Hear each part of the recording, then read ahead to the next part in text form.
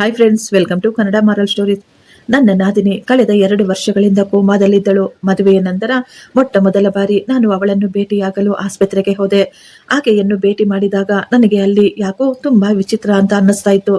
ನನಗನ್ನಿಸುತ್ತಿತ್ತು ಅವಳು ಕೋಮಾದಲ್ಲಿ ಇರಲಿಲ್ಲ, ಬದಲಾಗಿ ನನ್ನ ಹೆಸರು ರಮ್ಯಾ. ನನ್ನ ಮದುವೆಯಾಗಿ ಇನ್ನು ಕೇವಲ ತಿಂಗಳುಗಳು ಮಾತ್ರ ಕಳೆದಿತ್ತು. ಮೊದಲು ನನಗನ್ನಿಸ್ತಾ ಇತ್ತು, ಈ ಪ್ರಪಂಚದಲ್ಲಿ ನನ್ನಷ್ಟು ಅದೃಷ್ಟವಂತರು ಯಾರೂ ಇಲ್ಲ ಅಂತ. ನಮ್ಮ ಮಾವನವರು ಪ್ರತಿಷ್ಠಿತ ರಿಯಲ್ ಎಸ್ಟೇಟ್ ಬಿಸ್ನೆಸ್ ಮ್ಯಾನ್ ಆಗಿದ್ದರು.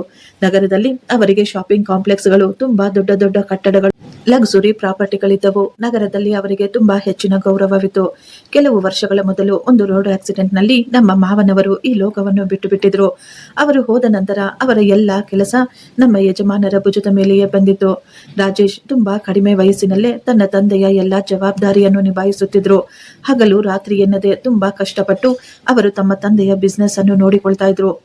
ನಾವಿಬ್ಬರು ಕಾಲೇಜು ದಿನಗಳಿಂದ ಒಬ್ಬರನ್ನೊಬ್ಬರು ತುಂಬಾ ಪ್ರೀತಿಸುತ್ತಿದ್ದೆವು. ನಮ್ಮಿಬ್ಬರದ್ದು ಲವ್ ಮ್ಯಾರೇಜ್. ವಿದ್ಯಾಭ್ಯಾಸ ಮುಗಿದ ನಂತರ ಮನೆಯವರ ಒಪ್ಪಿಗೆಯ ಮೇಲೆ ನಮ್ಮ ಮದುವೆ ನಡೆದಿತ್ತು. ನನ್ನ ಅತ್ತೆ ಸುಶೀಲಾ ದೇವಿ ಅವರು ತುಂಬಾ ಶಾಂತ ಸ್ವಭಾವದ ಮಹಿಳೆಯಾಗಿದ್ರು. ಅವರು ನನ್ನನ್ನು ತುಂಬಾ ಚೆನ್ನಾಗಿ ನೋಡಿಕೊಳ್ತಾ ಇದ್ರು.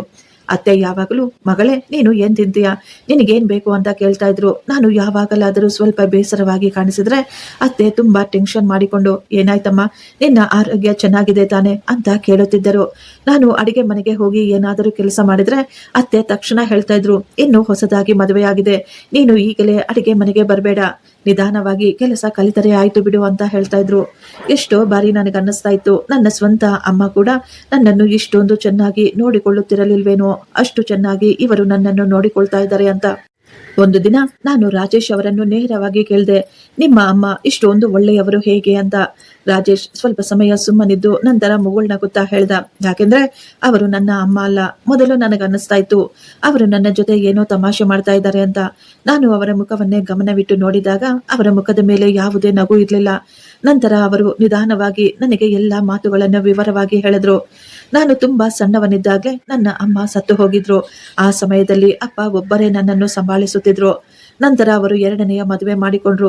ಮೊದಲು ಸಂಬಂಧಿಕರು ತುಂಬಾ ಮಾತುಗಳು ಹೇಳ್ತಾ ಇದ್ರು. ಎಲ್ಲರೂ ಹೇಳ್ತಾ ಇದ್ರು, ಮಲತಾಯಿ ಯಾವತ್ತೂ ತಾಯಿ ಆಗೋದಿಲ್ಲ ಅಂತ. ಆದ್ರೆ ನನ್ನ ಅಮ್ಮ ಎಲ್ಲರನ್ನೂ ತಪ್ಪಾದವರು ಅಂತ ಸಾಬೀತು ಮಾಡ್ಬಿಟ್ರು. ಅವರು ಯಾವತ್ತೂ ಮಲತಾಯಿಯ ಹಾಗೆ ನಡೆದುಕೊಳ್ಳಲೇ ಇಲ್ಲ. ಅವರು ನನ್ನನ್ನು ಸ್ವಂತ ಮಗನಿಗಿಂತಲೂ ಹೆಚ್ಚಾಗಿ ಪ್ರೀತಿ ಮಾಡಿದ್ರು. ನನ್ನ ಆರೋಗ್ಯ ಕೆಟ್ಟಾಗ ಅಮ್ಮ ರಾತ್ರಿ ಎಲ್ಲ ನಿದ್ದೆ ಕೆಟ್ಟು ನನ್ನನ್ನು ನೋಡಿಕೊಳ್ತಾ ಇದ್ರು. ಶಾಲೆಯಲ್ಲಿ ಯಾವುದಾದರೂ ಪ್ರೋಗ್ರಾಮ್ ನಡೆದರೆ ಅಮ್ಮ ಎಲ್ಲರಿಗಿಂತ ಮೊದಲು ಅಲ್ಲಿ ಬಂದು ಸೇರುತ್ತಿದ್ದರು. ನನಗೇನಾದರೂ ಸಣ್ಣ ತೊಂದರೆ ಅಂತ ಬಂದ್ರೆ ಎಲ್ಲರಿಗಿಂತಲೂ ಹೆಚ್ಚಾಗಿ ಆಕೆಯೇ ಚಿಂತೆ ಮಾಡ್ತಾ ಇದ್ರು. ನಿಜ ಹೇಳ್ಬೇಕಂದ್ರೆ ನನಗೆ ನನ್ನ ಸ್ವಂತ ತಾಯಿಯ ಮುಖ ಕೂಡ ಸರಿಯಾಗಿ ನೆನಪಿಲ್ಲ. ಅಮ್ಮ ಅಂದ್ರೆ ನನ್ನ ಉದ್ದೇಶದಲ್ಲಿ ಕೇವಲ ಸುಶೀಲಾ ಅಮ್ಮ ಮಾತ್ರ. ಅವರ ಮಾತು ಕೇಳಿ ನನಗೆ ಅತ್ತೆಯ ಮೇಲಿದ್ದ ಗೌರವ ಇನ್ನೂ ಹೆಚ್ಚಾಗಿತ್ತು. ನಾನು ನನ್ನ ಮನಸ್ಸಿನಲ್ಲೇ ಅಂದುಕೊಂಡೆ, ಈ ಪ್ರಪಂಚದಲ್ಲಿ ಎಲ್ಲ ಮಲತಾಯಿಯರು ಕೆಟ್ಟವರಲ್ಲ, ಕೆಲವರು ತಮ್ಮ ಪ್ರೀತಿಯಿಂದ ಎಲ್ಲವನ್ನೂ ನಿಭಾಯಿಸುತ್ತಾರೆ, ಎಲ್ಲವನ್ನೂ ಬದಲಾಯಿಸುತ್ತಾರೆ ಅಂತ.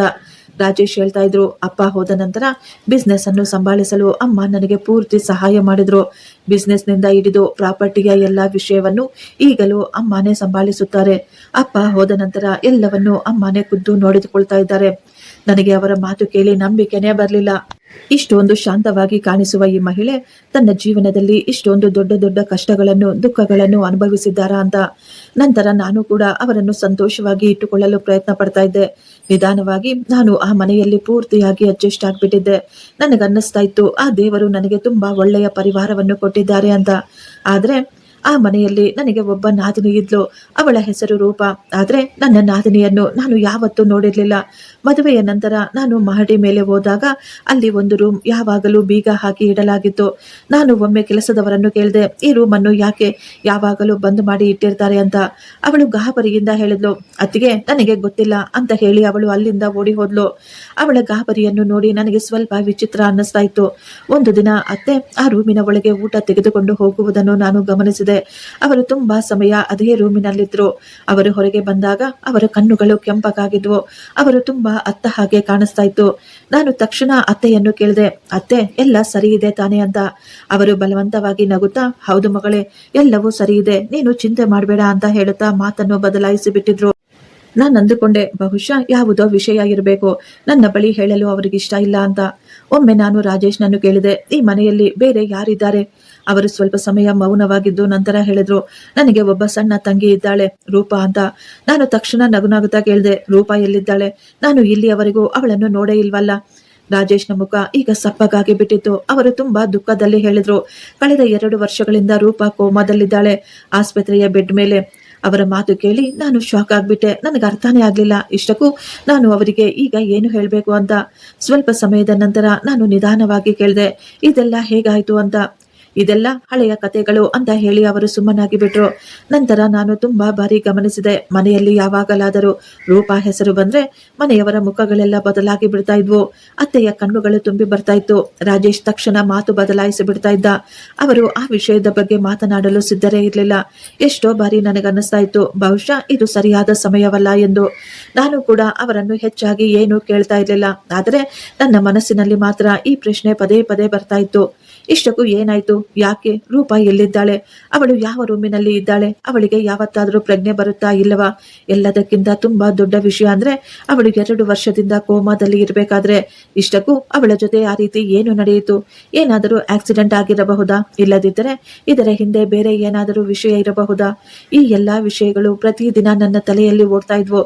ನಾನು ಎಷ್ಟೋ ಬಾರಿ ಸತ್ಯ ತಿಳಿದುಕೊಳ್ಳಬೇಕು ಅಂತ ಪ್ರಯತ್ನ ಪಟ್ಟರು ಮನೆಯವರು ಮಾತುಗಳನ್ನು ಬದಲಾಯಿಸಿ ಬಿಡ್ತಾ ಇದ್ರು. ನನಗನ್ನಿಸ್ತಾ ಇತ್ತು, ಇವರೆಲ್ಲ ಯಾವುದೋ ರಹಸ್ಯ ಮುಚ್ಚಿಡಲು ಪ್ರಯತ್ನ ಪಡ್ತಾ ಇದ್ದಾರೆ ಅಂತ. ಆದರೆ ನಾನು ಆ ಸಮಯದಲ್ಲಿ ಊಹಿಸಲಿಲ್ಲ, ಇದೇ ರಹಸ್ಯ ಒಂದು ದಿನ ನನ್ನ ಪೂರ್ತಿ ಜೀವನವನ್ನು ಬದಲಾಯಿಸಿ ಬಿಡಬಹುದು ಅಂತ. ನಾನು ಈ ಮನೆಗೆ ಬಂದು ಎಷ್ಟೊಂದು ತಿಂಗಳು ಕಳೆದಿತ್ತು. ಆದರೆ ನಾನು ಇಲ್ಲಿಯವರೆಗೂ ರೂಪಾಳನ್ನು ಒಂದೇ ಒಂದು ಬಾರಿ ಕೂಡ ನೋಡಿರಲಿಲ್ಲ. ಈ ದಿನ ನಾನು ಧೈರ್ಯ ಮಾಡಿಕೊಂಡು ರಾಜೇಶ್ಗೆ ಹೇಳಿದೆ, ನಾನು ರೂಪಾನ ಒಮ್ಮೆ ನೋಡಬೇಕು. ರಾಜೇಶ್ ಸ್ವಲ್ಪ ಸಮಯ ನನ್ನನ್ನೇ ನೋಡ್ತಾ ಇದ್ದ. ನನಗನ್ನಿಸ್ತಾ ಇತ್ತು, ನನ್ನನ್ನು ಅಲ್ಲಿ ಕರೆದುಕೊಂಡು ಹೋಗ್ಬೇಕಾ ಬೇಡವಾ ಅಂತ ಯೋಚಿಸುತ್ತಿರಬಹುದು ಅಂತ. ಅವರ ಮುಖದ ಮೇಲೆ ಸ್ವಲ್ಪ ಗಾಬರಿ ಕೂಡ ಕಾಣಿಸ್ತಾ ಇತ್ತು. ನಂತರ ಅವರು ಹೇಳಿದ್ರು, ಆಯ್ತು, ನಾನು ನಿನ್ನನ್ನು ಈ ದಿನ ಅವಳ ಬಳಿ ಕರ್ಕೊಂಡು ಹೋಗ್ತೀನಿ. ಈ ಮಾತು ಕೇಳಿ ನನಗೆ ತುಂಬಾ ಸಂತೋಷವಾಗಿತ್ತು. ಯಾಕೆಂದ್ರೆ ನಾನು ತುಂಬಾ ಸಮಯದಿಂದ ಅವಳನ್ನು ಭೇಟಿಯಾಗಬೇಕು ಅಂತ ಎದುರು ನೋಡ್ತಾ ಇದ್ದೆ. ಆ ದಿನ ರಾಜೇಶ್ ನನ್ನನ್ನು ಆಸ್ಪತ್ರೆಗೆ ಕರೆದುಕೊಂಡು ಹೋದ್ರು. ದಾರಿಯುದ್ದಕ್ಕೂ ರಾಜೇಶ್ ಮೌನವಾಗಿ ಗಾಡಿ ಓಡಿಸ್ತಾ ಇದ್ರು. ಅವರ ಮುಖದ ಮೇಲೆ ಚಿಂತೆ ಕಾಣಿಸ್ತಾ ಇತ್ತು. ನನಗೆ ಚೆನ್ನಾಗಿ ಅರ್ಥವಾಗಿತ್ತು, ತನ್ನ ತಂಗಿಯನ್ನು ಇಂತಹ ಸ್ಥಿತಿಯಲ್ಲಿ ನೋಡಿ ಅವರಿಗೆ ಎಷ್ಟೊಂದು ದುಃಖವಾಗ್ತಾ ಇರಬಹುದು ಅಂತ. ಸ್ವಲ್ಪ ಸಮಯದ ನಂತರ ನಾವು ಹಾಸ್ಪಿಟಲ್ಗೆ ಹೋಗಿ ತಲುಪಿದೆವು. ಅದು ನಗರದ ತುಂಬಾ ದೊಡ್ಡ ಕಾಸ್ಟ್ಲಿ ಹಾಸ್ಪಿಟಲ್. ನಾವು ಆ ರೂಮಿನ ಬಳಿ ಹೋಗ್ತಾ ಇರಬೇಕಾದ್ರೆ ನನ್ನ ಹೃದಯ ತುಂಬಾ ಜೋರಾಗಿ ಹೊಡ್ಕೊಳ್ತಾ ಇತ್ತು. ರೂಮಿನಲ್ಲಿ ಕಾಲಿಟ್ಟ ತಕ್ಷಣ ಅಲ್ಲಿನ ಪರಿಸ್ಥಿತಿ ನನಗೆ ತುಂಬಾ ವಿಚಿತ್ರ ಅನ್ನಿಸ್ತಾ ಇತ್ತು.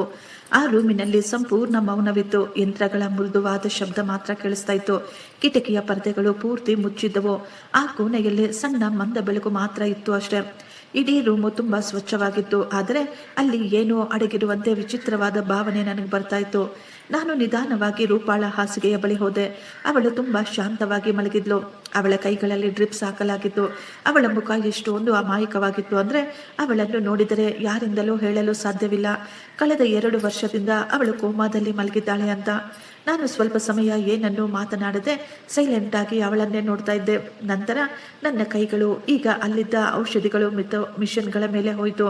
ನನಗೆ ಸ್ವಲ್ಪ ಚಿಕಿತ್ಸೆಯ ಬಗ್ಗೆ ಜ್ಞಾನವಿತ್ತು. ಆದ್ದರಿಂದ ನನಗೆ ಚೆನ್ನಾಗಿ ಅರ್ಥವಾಗಿತ್ತು, ತುಂಬಾ ದೀರ್ಘಕಾಲದಿಂದ ಕೋಮಾದಲ್ಲಿ ಇರುವ ರೋಗಿಗಳಿಗೆ ಕೊಡುವಂತಹ ಚಿಕಿತ್ಸೆ ಅವಳಿಗೆ ಕೊಡ್ತಾ ಇಲ್ಲ ಅಂತ.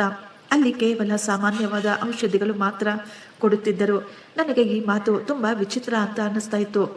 ಇಷ್ಟೊಂದು ದೊಡ್ಡ ಬಿಸ್ನೆಸ್ ಮ್ಯಾನ್ ಪರಿವಾರದ ಮಗಳಾಗಿದ್ರು ಅವಳ ಚಿಕಿತ್ಸೆಯಲ್ಲಿ ಯಾವುದೇ ರೀತಿಯ ಗಂಭೀರತೆ ಇರಲಿಲ್ಲ. ನಾನು ರಾಜೇಶ್ನನ್ನು ನೋಡಿದೆ. ಆದರೆ ಆ ಸಮಯದಲ್ಲಿ ಅವರು ತಮ್ಮ ತಂಗಿಯನ್ನು ನೋಡಿ ಎಷ್ಟೊಂದು ಭಾವುಕರಾಗಿದ್ರು ಅಂದ್ರೆ ಅವರ ಬಳಿ ಏನಾದರೂ ಕೇಳುವುದು ಸರಿಯಲ್ಲ ಅಂತ ನನಗನ್ನಿಸ್ತಾ ಇತ್ತು. ಆ ರೂಮಿನಲ್ಲಿ ಒಬ್ಬ ನರ್ಸ್ ಕೂಡ ಇದ್ರು. ಅವರು ಔಷಧಿಗಳನ್ನು ಮಿಷನ್ಗಳನ್ನು ಗಮನಿಸುತ್ತಾ ಸಮಯಕ್ಕೆ ಸರಿಯಾಗಿ ಆಕೆಯನ್ನು ಚೆಕ್ ಮಾಡಿ ನೋಡಿಕೊಳ್ತಾ ಇದ್ರು ಅನ್ಸುತ್ತೆ. ಸ್ವಲ್ಪ ಸಮಯದ ನಂತರ ರಾಜೇಶ್ಗೆ ಕೆಲಸದ ಮೇಲೆ ಎಲ್ಲೋ ಹೊರಗೆ ಹೋಗಬೇಕಾಯಿತು. ಅವರು ನನಗೆ ಹೇಳಿದ್ರು, ನೀನು ಸ್ವಲ್ಪ ಸಮಯ ಇಲ್ಲೇ ಕುಳಿತಿರು, ನಾನು ಬೇಗ ವಾಪಸ್ ಬರ್ತೀನಿ ಅಂತ ಹೇಳಿ ಅವರು ಅಲ್ಲಿಂದ ಹೊರಟು ಹೋದ್ರು. ಸ್ವಲ್ಪ ಸಮಯದ ನಂತರ ಆ ಸಿಸ್ಟರ್ ಕೂಡ ಹೊರಗೆ ಹೊರಟೋದ್ಲು. ಈಗ ರೂಮಿನಲ್ಲಿ ನಾನು ಮತ್ತು ರೂಪಾ ಮಾತ್ರ ಇದ್ದೆವು. ನಾನು ನಿಧಾನವಾಗಿ ಅವಳ ಬಳಿ ಇದ್ದ ಚೇರನ್ನು ತೆಗೆದುಕೊಂಡು ಅಲ್ಲೇ ಕುಳಿತುಕೊಂಡೆ. ತುಂಬಾ ಸಮಯ ನಾನು ಆ ಅಮಾಯಕ ಮುಖವನ್ನೇ ನೋಡ್ತಾ ಇದ್ದೆ. ಯಾಕೋ ಗೊತ್ತಿಲ್ಲ, ಅವಳನ್ನು ನೋಡಿ ನನ್ನೊಳಗೆ ಒಂದು ರೀತಿಯ ಆತ್ಮೀಯ ಭಾವನೆ ಹುಟ್ಕೊಂಡಿತ್ತು. ನಾನು ಅವಳ ಕೈಯನ್ನು ನನ್ನ ಕೈಯಲ್ಲಿ ತೆಗೆದುಕೊಂಡು ನಗುತ್ತಾ ಹೇಳಿದೆ, ಹಾಯ್ ರೂಪಾ, ನಾನು ನಿನ್ನ ಅತ್ತಿಗೆ, ನಿನ್ನ ಅಣ್ಣ ರಾಜೇಶ್ನ ಹೆಂಡತಿ. ನನಗೆ ಗೊತ್ತು, ಬಹುಶಃ ನೀನು ನನ್ನ ಧ್ವನಿ ಕೇಳಿಸಿಕೊಳ್ಳುತ್ತಾ ಇಲ್ಲ ಅಂತ. ಆದರೂ ನಾನು ನಿನ್ನನ್ನು ಒಮ್ಮೆ ನೋಡಬೇಕು ಅಂತ ಅಂದುಕೊಂಡೆ. ಮನೆಯಲ್ಲಿ ಎಲ್ಲರೂ ನಿನ್ನನ್ನು ತುಂಬ ಹೆಚ್ಚಾಗಿ ನೆನೆಸಿಕೊಳ್ತಾರೆ. ನಿನ್ನ ಅಮ್ಮ ಪ್ರತಿದಿನ ನಿನಗಾಗಿ ಕಣ್ಣೀರು ಹಾಕ್ತಾರೆ. ನಿನ್ನ ಅಣ್ಣ ನಿನ್ನ ಬಗ್ಗೆ ಯೋಚಿಸಿ ಅವರು ತಮ್ಮನ್ನು ತಾವು ಸಂಭಾಳಿಸಿಕೊಳ್ಳಲು ಸಾಧ್ಯವಾಗೋದಿಲ್ಲ. ನನಗೆ ಪೂರ್ತಿ ನಂಬಿಕೆ ಇದೆ, ಒಂದಲ್ಲ ಒಂದು ದಿನ ನಿನಗೆ ಖಂಡಿತ ಗುಣವಾಗುತ್ತೆ. ಆಗ ನಾವೆಲ್ಲರೂ ಒಟ್ಟಿಗೆ ಕುಳಿತು ಚೆನ್ನಾಗಿ ಮಾತನಾಡಿಕೊಳ್ಳೋಣ ಅಂತ ಅವಳ ಜೊತೆ ತುಂಬಾ ಸಮಯ ಮಾತನಾಡ್ತಾ ಇದ್ದೆ. ಸ್ವಲ್ಪ ಸಮಯದ ನಂತರ ರಾಜೇಶ್ ವಾಪಸ್ ಬಂದ್ರು. ಅವರ ಕಣ್ಣುಗಳು ಕೆಂಪಗಿದ್ವು. ಬಹುಶಃ ಅವರು ಹೊರಗೆ ಹೋಗಿ ಹತ್ತು ಬಂದಿದ್ರು ಅನ್ಸುತ್ತೆ. ಅವರು ತಮ್ಮ ತಂಗಿಯ ಬಳಿ ಕುಳಿತುಕೊಂಡು ಅವಳ ತಲೆಯ ಮೇಲೆ ಪ್ರೀತಿಯಿಂದ ಕೈಯಾಡಿಸಿ ಅವರು ಕೂಡ ನನ್ನಂತೆಯೇ ಮಾತನಾಡ್ತಾ ಇದ್ರು. ಅವರು ಪದೇ ಪದೇ ಹೇಳ್ತಾ ಇದ್ರು, ನಾನು ನಿನಗಾಗಿ ಎದುರು ನೋಡ್ತಾ ಇದ್ದೀನಿ, ನೀನಿಲ್ಲದೆ ಆ ಮನೆ ಖಾಲಿ ಖಾಲಿಯಾಗಿದೆ. ಈ ಮಾತು ಹೇಳ್ಬೇಕಾದ್ರೆ ಅವರ ಗಂಟಲು ಕಟ್ಟಿಕೊಳ್ತಾ ಇತ್ತು. ಅವರಿಗೆ ತುಂಬಾ ದುಃಖವಾಗ್ತಾ ಇತ್ತು. ಅವರು ಸ್ವಲ್ಪ ಸಮಯ ಮೌನವಾಗಿದ್ರು. ಅವರನ್ನು ಆ ಸ್ಥಿತಿಯಲ್ಲಿ ನೋಡಿ ನನಗೂ ಕೂಡ ತುಂಬಾ ದುಃಖವಾಗುತ್ತಿತ್ತು. ಮೊಟ್ಟ ಮೊದಲ ಬಾರಿ ನನಗೆ ಅರ್ಥವಾಗಿತ್ತು ಅವರು ತನ್ನ ತಂಗಿಯನ್ನು ಎಷ್ಟೊಂದು ಪ್ರೀತಿ ಮಾಡ್ತಾರೆ ಅಂತ. ಸ್ವಲ್ಪ ಸಮಯ ಅಲ್ಲಿ ಇದ್ದ ನಂತರ ನಾವು ಮನೆಗೆ ಹೊರಟು ಬಂದೆವು. ಆಸ್ಪತ್ರೆಯ ರೂಮಿನಿಂದ ಹೊರಗೆ ಬರಬೇಕಾದ್ರೆ ಏನೋ ಬಿದ್ದ ಹಾಗೆ ಆಯಿತು. ನಾನು ಒಂದು ಕ್ಷಣ ನಿಂತು ಹಿಂದೆ ತಿರುಗಿ ನೋಡಿದೆ. ಆಗಲೇ ನಾನು ಗಮನಿಸಿದೆ, ಆ ಮಂಚದ ಪಕ್ಕದಲ್ಲಿ ಔಷಧಿಗಳ ಒಂದು ಸಣ್ಣ ಬಾಟಲ್ ಹೊಡೆದು ಹೋಗಿತ್ತು. ನನಗನ್ನಿಸ್ತಾ ಇದ್ದು ಅದು ಈಗಲೇ ಬಿದ್ದು ಒಡೆದು ಹೋಗಿರ್ಬೇಕು ಅಂತ. ನಾನು ಒಂದು ಕ್ಷಣ ಅಲ್ಲೇ ನಿಂತುಕೊಂಡೆ. ಇಷ್ಟಕ್ಕೂ ಆ ಬಾಟಲ್ ಹೇಗೆ ಬಿತ್ತು ಅಂತ. ಆ ರೂಮಿನಲ್ಲಿ ಯಾರೂ ಇರಲಿಲ್ಲ. ರೂಪಾ ಕಳೆದ 2 ವರ್ಷಗಳಿಂದ ಕೋಮಾದಲ್ಲಿದ್ದಾಳೆ. ಅವಳು ತನ್ನಷ್ಟಕ್ಕೆ ತಾನು ಅಲ್ಲಾಡಲು ಕೂಡ ಸಾಧ್ಯವಿಲ್ಲ. ಆ ರೀತಿ ಇರಬೇಕಾದ್ರೆ ಈ ಬಾಟಲ್ ಕೆಳಗೆ ಬೀಳಲು ಹೇಗೆ ಸಾಧ್ಯ? ನಾನು ಮತ್ತೆ ಇನ್ನೊಂದು ಬಾರಿ ಪೂರ್ತಿ ರೂಮನ್ನು ನೀಟಾಗಿ ಗಮನಿಸಿದೆ. ಎಲ್ಲವೂ ಅದರ ಜಾಗದಲ್ಲಿ ನೀಟಾಗಿ ಇತ್ತು. ಗಾಳಿಯಿಂದ ಬಿದ್ದಿರಬಹುದು ಅನ್ನುವ ರೀತಿ ಕೂಡ ನನಗನ್ನಿಸ್ಲಿಲ್ಲ. ನಾನು ಸ್ವಲ್ಪ ಸಮಯ ಅಲ್ಲೇ ನಿಂತು ಯೋಚಿಸ್ತಾ ಇದ್ದೆ. ಆದರೆ ನನಗೆ ಏನೂ ಅರ್ಥವಾಗ್ಲಿಲ್ಲ. ಆಗಲೇ ಒಬ್ಬ ನರ್ಸ್ ರೂಮಿನೊಳಗೆ ಬಂದ್ರು. ಬಹುಶಃ ಔಷಧಿಗಳನ್ನು ಕೊಡಲು ಇರಬೇಕು. ನಾನು ತಕ್ಷಣ ಆಕೆಯನ್ನು ಕೇಳಿದೆ, ಸಿಸ್ಟರ್, ರೂಪಾ ಯಾವಾಗಲಾದ್ರೂ ಪ್ರಜ್ಞೆಗೆ ಬರ್ತಾಳ? ಅವಳಲ್ಲಿ ಯಾವುದಾದರೂ ಚಲನೆ ನಡೆಯುತ್ತದೆಯಾ? ನರ್ಸ್ ನನ್ನನ್ನೇ ನೋಡುತ್ತಾ, ಇಲ್ಲ, ಕಳೆದ 2 ವರ್ಷದಿಂದ ಆಕೆಯ ಮೈಯಲ್ಲಿ ಯಾವುದೇ ರೀತಿಯ ಚಲನೆ ಇಲ್ಲ ಅಂತ ಹೇಳಿದ್ರು. ಈ ಮಾತು ಕೇಳಿದ ತಕ್ಷಣ ನನಗೆ ಇನ್ನೂ ಸ್ವಲ್ಪ ಜಾಸ್ತಿ ಚಿಂತೆಯಾಗ್ತಾ ಇತ್ತು. ಅವಳ ಮೈಯಲ್ಲಿ ಯಾವುದೇ ಚಲನೆ ಇಲ್ಲದಿದ್ದರೆ ಇಷ್ಟಕ್ಕೂ ಆ ಬಾಟಲ್ ಕೆಳಗೆ ಹೇಗೆ ಬಿತ್ತು? ಈ ಮಾತು ನನ್ನ ತಲೆಯಲ್ಲಿ ಪದೇ ಪದೇ ಓಡ್ತಾ ಇತ್ತು. ನಾನು ಆ ಸಮಯದಲ್ಲಿ ಸೈಲೆಂಟ್ ಆಗಿ ಅಲ್ಲಿಂದ ಹೊರಗಡೆ ಬಂದುಬಿಟ್ಟೆ. ಆದರೆ ನನ್ನ ಮನಸ್ಸಿನಲ್ಲಿ ಮಾತ್ರ ಒಂದು ಅನುಮಾನ ಶುರುವಾಗಿತ್ತು. ಎಲ್ಲರೂ ಏನನ್ನೋ ಮುಚ್ಚಿಡ್ತಾ ಇದ್ದಾರೆ. ಇದರಲ್ಲಿ ಏನೋ ವಿಷಯ ಇದೆ. ಬಹುಶಃ ಎಲ್ಲರೂ ಹೇಳುತ್ತಿರುವಂತೆ ರೂಪಾಳ ಆರೋಗ್ಯ ಆ ರೀತಿ ಇರಲಿಲ್ಲ ಅನ್ಸುತ್ತೆ. ಮನೆಗೆ ಬಂದ ನಂತರವೂ ನನ್ನ ಪೂರ್ತಿ ಗಮನ ಅದೇ ವಿಷಯದ ಮೇಲೆ ನಿಂತಿತ್ತು. ಇಷ್ಟಕ್ಕೂ ಔಷಧಿಯ ಬಾಟಲ್ ತನ್ನಷ್ಟಕ್ಕೆ ತಾನೇ ಹೇಗೆ ಬಿದ್ದು ಒಡೆದು ಹೋಗಲು ಸಾಧ್ಯ? ನಾನು ಎಷ್ಟು ಯೋಚನೆ ಮಾಡಿದ್ರೋ ಅಷ್ಟು ನನಗನ್ನಿಸ್ತಾ ಇತ್ತು ಅಲ್ಲಿ ಏನೋ ಮುಚ್ಚಿಡಲಾಗ್ತಾ ಇದೆ ಅಂತ. ಆಗಲೇ ನನಗೆ ನೆನಪಾಗಿತ್ತು, ರಾಜೇಶ್ ಒಮ್ಮೆ ಹೇಳಿದ್ರು, ರೂಪಾ ಕೋಮಾಗೆ ಹೋದ ನಂತರ ಅಮ್ಮನೇ ಅವಳನ್ನು ಸಂಭಾಳಿಸುತ್ತಿರುವುದು ಅಂತ. ಆಕೆ ಪ್ರತಿದಿನ ಹಾಸ್ಪಿಟಲ್ಗೆ ಹೋಗಿ ಡಾಕ್ಟರ್ಗಳ ಜೊತೆ ಮಾತನಾಡುತ್ತಾರೆ. ಎಲ್ಲ ಔಷಧಿಗಳನ್ನು ಅವರೇ ಗಮನಿಸುತ್ತಾರೆ. ಚಿಕಿತ್ಸೆಯ ಎಲ್ಲ ನಿರ್ಧಾರಗಳನ್ನು ಕೂಡ ಕೇವಲ ಅತ್ತೆನೇ ತೆಗೆದುಕೊಳ್ತಾರೆ. ಆದ್ದರಿಂದ ನಾನು ಅಂದುಕೊಂಡೆ, ಈ ವಿಷಯ ಯಾರಿಗಾದರೂ ಹೇಳಬೇಕಾಗಿ ಬಂದ್ರೆ ಮೊಟ್ಟ ಮೊದಲ ಬಾರಿ ಈ ಮಾತನ್ನು ಅತ್ತೆಯ ಬಳಿ ಹೇಳಬೇಕು ಅಂತ. ಬಹುಶಃ ರೂಪಾಳ ಸ್ಥಿತಿಯಲ್ಲಿ ಏನಾದರೂ ಸುಧಾರಣೆ ಬಂದಿರಬಹುದು. ಅದನ್ನು ಅವರು ತಿಳಿದುಕೊಳ್ಳಲಿ. ಆಗ ಅವರು ಡಾಕ್ಟರ್ ಜೊತೆ ಕೂಡ ಇದರ ಬಗ್ಗೆ ಮಾತನಾಡುತ್ತಾರೆ ಅಂತ ನಾನು ಅಂದುಕೊಂಡೆ. ನಾನು ಅವರ ರೂಮಿಗೆ ಹೋದೆ. ಆ ಸಮಯದಲ್ಲಿ ಅವರು ಯಾವುದೋ ಫೈಲ್ ನೋಡ್ತಾ ಇದ್ರು. ನನ್ನನ್ನು ನೋಡಿದ ತಕ್ಷಣ ಅವರು ಮುಗುಳ್ನಗುತ್ತಾ, ಬಾಮ್ಮ, ಒಳಗೆ ಬಾ, ಕುಳಿತುಕೋ ಅಂತ ಹೇಳಿದ್ರು. ನಾನು ಅವರ ಪಕ್ಕದಲ್ಲಿ ಕುಳಿತುಕೊಂಡು ನಿಧಾನವಾಗಿ ಎಲ್ಲ ವಿಷಯವನ್ನು ಅವರಿಗೆ ಹೇಳಲು ಶುರು ಮಾಡಿದೆ. ಅತ್ತೆ, ನಾನು ಈ ದಿನ ರೂಪಾಳನ್ನು ಭೇಟಿಯಾಗಲು ಹೋದಾಗ ಅಲ್ಲಿ ನನಗೆ ಸ್ವಲ್ಪ ವಿಚಿತ್ರ ಅಂತ ಅನ್ನಿಸ್ತಾ ಇತ್ತು. ಅವಳ ಚಿಕಿತ್ಸೆ ಕೂಡ ಕೋಮಾ ಪೇಷಂಟಿಗೆ ಕೊಡುತ್ತಿರುವ ಹಾಗೆ ಇರಲಿಲ್ಲ ಅಂತ ಅನ್ನಿಸ್ತಾ ಇತ್ತು. ನಾನು ಅಲ್ಲಿಂದ ಹೊರಗೆ ಬರಬೇಕಾದ್ರೆ ಒಂದು ಗಾಜಿನ ಬಾಟಲ್ ಕೆಳಗೆ ಬಿದ್ದ ಶಬ್ದ ಬಂತು. ನಾನು ಹಿಂದೆ ತಿರುಗಿ ನೋಡಿದಾಗ ಬಾಟಲ್ ನೆಲದ ಮೇಲೆ ಬಿದ್ದು ಹೊಡೆದು ಹೋಗಿತ್ತು. ನನಗೆ ಅರ್ಥ ಆಗ್ಲಿಲ್ಲ ಅದು ಇಷ್ಟಕ್ಕೂ ಹೇಗೆ ಹೊಡೆದು ಹೋಯ್ತು ಅಂತ. ಯಾಕೆಂದ್ರೆ ಆ ಸಮಯದಲ್ಲಿ ಆ ರೂಮಿನಲ್ಲಿ ಯಾರೂ ಇರಲಿಲ್ಲ. ಬಹುಶಃ ಅವಳ ಶರೀರದಲ್ಲಿ ಏನಾದರೂ ಚಲನೆ ಬರುತ್ತಿರಬಹುದೇನೋ. ಬಹುಶಃ ಅವಳಿಗೆ ಪ್ರಜ್ಞೆ ಕೂಡ ಬರಬಹುದು. ನಾನು ನನ್ನ ಮಾತುಗಳನ್ನು ಇನ್ನೂ ಪೂರ್ತಿನೇ ಮಾಡಿರಲಿಲ್ಲ. ಇದ್ದಕ್ಕಿದ್ದ ಹಾಗೆ ಅತ್ತೆಯ ಮುಖದ ಭಾವನೆಗಳು ಬದಲಾಗಿ ಬಿಟ್ಟಿದ್ವು. ಸ್ವಲ್ಪ ಸಮಯದ ಮೊದಲು ಎಷ್ಟೋ ಶಾಂತವಾಗಿದ್ದ ಮುಖದ ಮೇಲೆ ಈಗ ಕೋಪ ಕಾಣಿಸ್ತಾ ಇತ್ತು. ಅವರು ನನ್ನನ್ನು ತುಂಬಾ ಕೋಪದಿಂದ ಗುರಾಯಿಸುತ್ತಿದ್ರು. ಅವರನ್ನು ಆ ರೀತಿ ನೋಡಿ ನನಗೆ ಶಾಕ್ ಆಗಿತ್ತು. ನಾನು ಅಂದುಕೊಂಡಿದ್ದೆ ಈ ಮಾತು ಕೇಳಿ ಅವರು ಸಂತೋಷ ಪಡಬಹುದು ಅಂತ. ಆದರೆ ಅವರ ಮುಖದ ಮೇಲೆ ಸಂತೋಷವಿರಲಿಲ್ಲ, ಕೋಪ ಮಾತ್ರ ಕಾಣಿಸ್ತಾ ಇತ್ತು. ಆಕೆ ತುಂಬಾ ಕೋಪವಾಗಿ, ರಮ್ಯಾ, ನನ್ನ ಮಾತು ಗಮನ ಇಟ್ಟು ಕೇಳಿಸ್ಕೊ. ಇನ್ನು ಮುಂದೆ ನೀನು ಯಾವತ್ತೂ ಹಾಸ್ಪಿಟಲ್ಗೆ ಹೋಗ್ಬಾರ್ದು, ರೂಪಾಳನ್ನು ನೀನು ಯಾವತ್ತೂ ಭೇಟಿ ಆಗ್ಬಾರ್ದು ಅಂತ ಹೇಳಿದ್ರು. ಅವರ ಮಾತು ಕೇಳಿ ನಾನು ಶಾಕ್ ಆಗ್ಬಿಟ್ಟಿದ್ದೆ. ನಾನು ನಿಧಾನವಾಗಿ ಕೇಳಿದೆ, ಅತ್ತೆ, ಯಾಕೆ? ನಾನು ಯಾಕೆ ಹಾಸ್ಪಿಟಲ್ಗೆ ಹೋಗಬಾರ್ದು? ನಿಜವಾಗಿಯೂ ರೂಪ ಆರೋಗ್ಯದಲ್ಲಿ ಏನಾದರೂ ಸುಧಾರಣೆ ಬರ್ತಾ ಇದ್ರೆ ನಾವು ಈ ವಿಷಯದ ಬಗ್ಗೆ ಡಾಕ್ಟರ್ ಬಳಿ ಮಾತನಾಡಬೇಕಲ್ವಾ? ಆದರೆ ಅತ್ತೆ ನನ್ನ ಮಾತುಗಳನ್ನು ಮಧ್ಯದಲ್ಲಿಯೇ ತಡೆದು ಹೇಳಿದ್ರು, ನಾನು ಏನು ಹೇಳ್ತೀನೋ ಕೇವಲ ಅದು ಮಾತ್ರ ನಡೆಯಬೇಕು, ಇದರ ಬಗ್ಗೆ ಮುಂದೆ ಯಾವತ್ತೂ ಮಾತು ನಡೆಯಬಾರದು ಅಂತ ಹೇಳಿ ಅವರು ರೂಮಿನಿಂದ ಹೊರಗಡೆ ಹೊರಟೋದ್ರು. ನಾನು ಶಾಕ್ನಿಂದ ಅಲ್ಲೇ ಕುಳಿತುಕೊಂಡಿದ್ದೆ. ನನಗೆ ಅರ್ಥನೇ ಆಗಲಿಲ್ಲ ಇಷ್ಟಕ್ಕೂ ಅವರು ಈ ರೀತಿ ಯಾಕೆ ನಡೆದುಕೊಳ್ತಾ ಇದ್ರು ಅಂತ. ರಾಜೇಶ್ ಹೇಳಿದ ಹಾಗೆ ಆಕೆ ರೂಪಾಳನ್ನು ಅಷ್ಟೊಂದು ಪ್ರೀತಿ ಮಾಡ್ತಾ ಇದ್ರೆ ನನ್ನ ಮಾತು ಕೇಳಿ ಅವರಿಗೆಷ್ಟೋ ಸಂತೋಷವಾಗಬೇಕಾಗಿತ್ತು. ಆಕೆ ಅವಳನ್ನು ನೋಡಲು ಪ್ರತಿದಿನ ಆಸ್ಪತ್ರೆಗೆ ಹೋಗ್ತಾರೆ, ಡಾಕ್ಟರ್ಗಳ ಜೊತೆ ಮಾತನಾಡ್ತಾರೆ. ಆ ರೀತಿ ಇರಬೇಕಾದ್ರೆ ನನ್ನ ಮಾತು ಕೇಳಿದ ತಕ್ಷಣ ಆಕೆ ಇಷ್ಟೊಂದು ಕೋಪ ಬೇಸರ ಯಾಕೆ ಪಟ್ಕೊಂಡ್ರು? ಈ ಪ್ರಶ್ನೆ ನನ್ನ ಮನಸ್ಸಿನಲ್ಲಿ ಪದೇ ಪದೇ ಓಡ್ತಾ ಇತ್ತು. ಆ ರಾತ್ರಿಯೆಲ್ಲ ನನಗೆ ನಿದ್ದೆನೆ ಬರಲಿಲ್ಲ. ಪದೇ ಪದೇ ಅದೇ ಮಾತುಗಳು ನನ್ನ ಮನಸ್ಸಿನಲ್ಲಿ ಓಡ್ತಾ ಇದ್ವು. ನಿಜವಾಗಿಯೂ ಅವಳ ಆರೋಗ್ಯದಲ್ಲಿ ಸುಧಾರಣೆ ಬರ್ತಾ ಇದೆಯಾ? ಇಲ್ಲದಿದ್ದರೆ ನಾನೇ ಇಲ್ಲ ಸಲ್ಲದ್ದನ್ನು ಯೋಚನೆ ಮಾಡ್ತಾ ಇದ್ದೀನ? ಒಂದು ವೇಳೆ ನನ್ನ ಮಾತು ಸತ್ಯವಾದ್ರೆ ಅತ್ತೆ ಯಾಕೆ ನನ್ನ ಮಾತುಗಳನ್ನು ಮುಚ್ಚಿಡಲು ಪ್ರಯತ್ನ ಪಡ್ತಾ ಇದ್ದಾರೆ? ಎಷ್ಟೋ ಬಾರಿ ನಾನು ಅಂದುಕೊಂಡೆ ಈ ವಿಷಯವನ್ನು ರಾಜೇಶ್ಗೆ ಹೇಳಬೇಕು ಅಂತ. ಆದರೆ ಮತ್ತೆ ನಾನು ಸುಮ್ಮನಾಗಿ ಬಿಡ್ತಾ ಇದ್ದೆ. ಯಾಕೆಂದ್ರೆ ನನಗೆ ಚೆನ್ನಾಗಿ ಗೊತ್ತು ರಾಜೇಶ್ ತನ್ನ ಅಮ್ಮನ ಮೇಲೆ ಕಣ್ಣು ಮುಚ್ಚಿಕೊಂಡು ಭರವಸೆ ಇಡ್ತಾರೆ ಅಂತ. ಒಂದು ವೇಳೆ ನಾನು ಯಾವುದೇ ಆಧಾರಗಳು ಇಲ್ಲದೆ ಈ ರೀತಿ ಮಾತುಗಳನ್ನು ಹೇಳಿದ್ರೆ ಬಹುಶಃ ಅವರು ಅಂದುಕೊಳ್ಳಬಹುದು ನಾನು ಅವರ ಅಮ್ಮನ ಮೇಲೆ ಅನುಮಾನ ಪಡ್ತಾ ಇದ್ದೀನಿ ಅಂತ. ಆದ್ದರಿಂದ ನಾನು ಸುಮ್ಮನಿರುವುದೇ ಉತ್ತಮ ಅಂದುಕೊಂಡೆ. ಆದರೆ ನನ್ನೊಳಗೆ ಅನುಮಾನ ಇನ್ನೂ ಹೆಚ್ಚಾಗಿ ಬಿಟ್ಟಿತ್ತು. ಮುಂದಿನ 2 ದಿನ ನಾನು ಇದರ ಬಗ್ಗೆನೇ ಯೋಚಿಸ್ತಾ ಇದ್ದೆ. ನಂತರ ನಾನು ತೀರ್ಮಾನ ಮಾಡಿಕೊಂಡೆ, ಏನಾದರೂ ಆಗಲಿ ಪರವಾಗಿಲ್ಲ, ಆದರೆ ನಾನು ಇನ್ನೊಮ್ಮೆ ರೂಪಾಳನ್ನು ಖಂಡಿತ ಭೇಟಿ ಮಾಡಲೇಬೇಕು. ಈ ಬಾರಿ ಎಲ್ಲ ಸತ್ಯ ತಿಳಿದುಕೊಂಡ ನಂತರವೇ ನಾನು ಮನೆಗೆ ವಾಪಸ್ ಬರ್ತೀನಿ ಎಂದುಕೊಂಡು ನಾನು ಯಾರಿಗೂ ಏನನ್ನೂ ಹೇಳದೆ ಒಂಟಿಯಾಗಿ ಹಾಸ್ಪಿಟಲ್ಗೆ ಹೋದೆ. ಅಲ್ಲಿ ಹೋದ ನಂತರ ನಾನು ರೂಪಾಳ ಪಕ್ಕದಲ್ಲಿ ಕುಳಿತುಕೊಂಡು ಅವಳ ಕೈ ಹಿಡಿದುಕೊಂಡು ಅವಳ ಜೊತೆ ಮಾತನಾಡಲು ಶುರು ಮಾಡಿದೆ.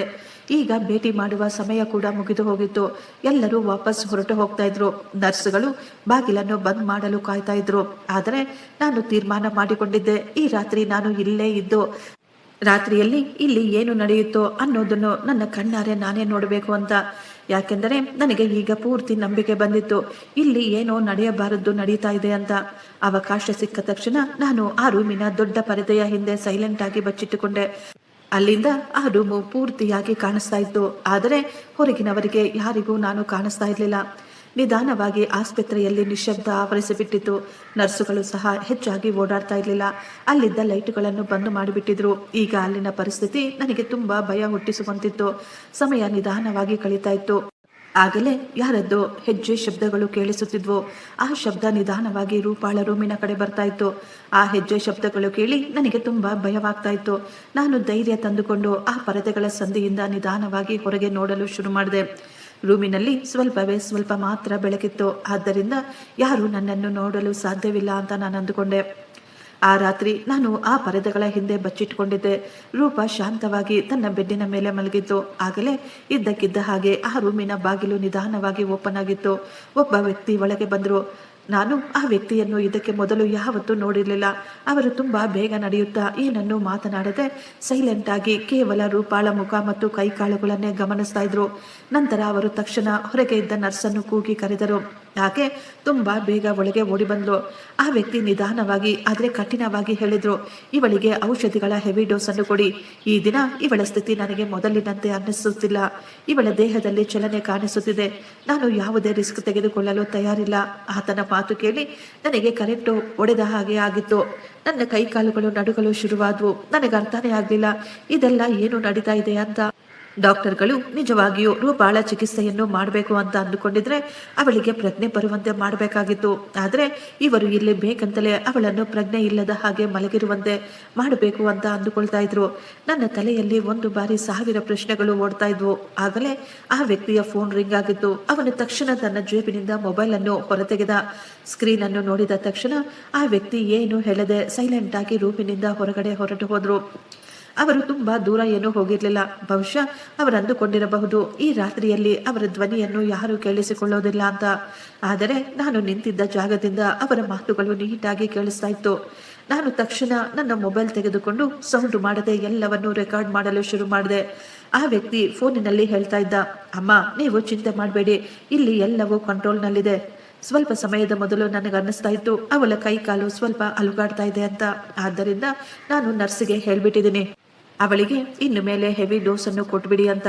ಅವಳು ಮತ್ತೆ ಪ್ರಜ್ಞೆಯಲ್ಲಿ ಬರೋದಿಲ್ಲ, ನೀವು ಚಿಂತೆ ಮಾಡಬೇಡಿ, ನಾನಿದ್ದೇನೆ, ನಾನು ಎಲ್ಲವನ್ನೂ ಸಂಭಾಳಿಸುತ್ತೇನೆ. ಅವನ ಈ ಮಾತು ಕೇಳಿ ನನ್ನ ಕಾಲ ಕೆಳಗಿನ ಭೂಮಿ ಕುಸಿದಂತೆ ಆಗಿತ್ತು. ನನ್ನ ಕೈ ಕಾಲುಗಳು ನಡುಗಲು ಶುರುವಾದವು. ನನಗೆ ಅರ್ಥ ಆಗ್ಲಿಲ್ಲ ಇಷ್ಟಕ್ಕೂ ಆ ವ್ಯಕ್ತಿ ಯಾರ ಜೊತೆ ಮಾತನಾಡ್ತಾ ಇದ್ದಾನೆ ಅಂತ. ಆದ್ರೆ ಆ ವ್ಯಕ್ತಿ ಫೋನಲ್ಲಿ ಅವರನ್ನು ಅಮ್ಮ ಎಂದು ಕರೆಯುತ್ತಿದ್ದ. ಯಾಕೋ ಗೊತ್ತಿಲ್ಲ, ಪದೇ ಪದೇ ನನ್ನ ಮನಸ್ಸಿನಲ್ಲಿ ಒಂದೇ ಯೋಚನೆ ಬರ್ತಾ ಇತ್ತು, ಬಹುಶಃ ಅವರು ನನ್ನ ಅತ್ತೆಯ ಜೊತೆ ಮಾತನಾಡ್ತಾ ಇದ್ದಾರೋ ಏನೋ ಅಂತ. ಒಂದು ವೇಳೆ ಅದೇ ಸತ್ಯವಾದ್ರೆ ಇಷ್ಟಕ್ಕೂ ಈ ವ್ಯಕ್ತಿ ಯಾರು? ಇವರು ಆಕೆಯನ್ನು ಅಮ್ಮ ಅಂತ ಯಾಕೆ ಕರೀತಾ ಇದ್ರು? ನನ್ನ ಮುಂದೆ ಈಗ ಒಂದು ರಹಸ್ಯ ಒಗ್ಗಟ್ಟು ನಿಂತುಕೊಂಡಿತ್ತು. ನಾನು ಏನನ್ನು ತೀರ್ಮಾನ ಮಾಡುವ ಸ್ಥಿತಿಯಲ್ಲಿರಲಿಲ್ಲ. ಆದರೆ ನನಗೆ ಇಷ್ಟು ಮಾತ್ರ ಅರ್ಥವಾಗಿತ್ತು, ನನ್ನ ಊಹೆಗೂ ನಿಲುಕದ ದೊಡ್ಡ ರಹಸ್ಯ ಇಲ್ಲಿ ಅಡಗಿದೆ ಎಂದು. ನಾನು ಆತನ ಎಲ್ಲ ಮಾತುಗಳನ್ನು ಮೊಬೈಲ್ನಲ್ಲಿ ರೆಕಾರ್ಡ್ ಮಾಡಿಕೊಂಡೆ. ನಾನು ಅಂದುಕೊಂಡೆ, ಮುಂದೆ ಇದು ನನಗೆ ಸಾಕ್ಷಿಯಾಗುತ್ತೆ ಅಂತ. ಸ್ವಲ್ಪ ಸಮಯದ ನಂತರ ಅವರು ಫೋನನ್ನು ಕಟ್ ಮಾಡಿ ವಾಪಸ್ ರೂಮಿನೊಳಗೆ ಬಂದರು. ಅವರು ನರ್ಸ್ ಜೊತೆ ತುಂಬಾ ನಿಧಾನವಾಗಿ ಏನನ್ನೋ ಮಾತನಾಡಿ ಕೆಲವೇ ನಿಮಿಷಗಳ ನಂತರ ಅಲ್ಲಿಂದ ಹೊರಟು ಹೋದ್ರು. ಅವರು ಹೋದ ನಂತರ ನಾನು ಸ್ವಲ್ಪ ಸಮಯ ಅಲ್ಲೇ ನಿಂತುಕೊಂಡಿದ್ದೆ. ಅಲ್ಲಿ ಯಾರೂ ಇಲ್ಲ ಎಂದು ಖಾತ್ರಿ ಮಾಡಿಕೊಂಡ ನಂತರ ನಾನು ನಿಧಾನವಾಗಿ ಆ ಪರದೆಯಿಂದ ಹೊರಗೆ ಬಂದೆ. ನನ್ನ ಹೃದಯ ಎಷ್ಟೊಂದು ಜೋರಾಗಿ ಹೊಡ್ಕೊಳ್ತಾ ಇತ್ತು ಅಂದ್ರೆ ಅದರ ಶಬ್ದ ನನಗೆ ಕೇಳಿಸ್ತಾ ಇತ್ತು.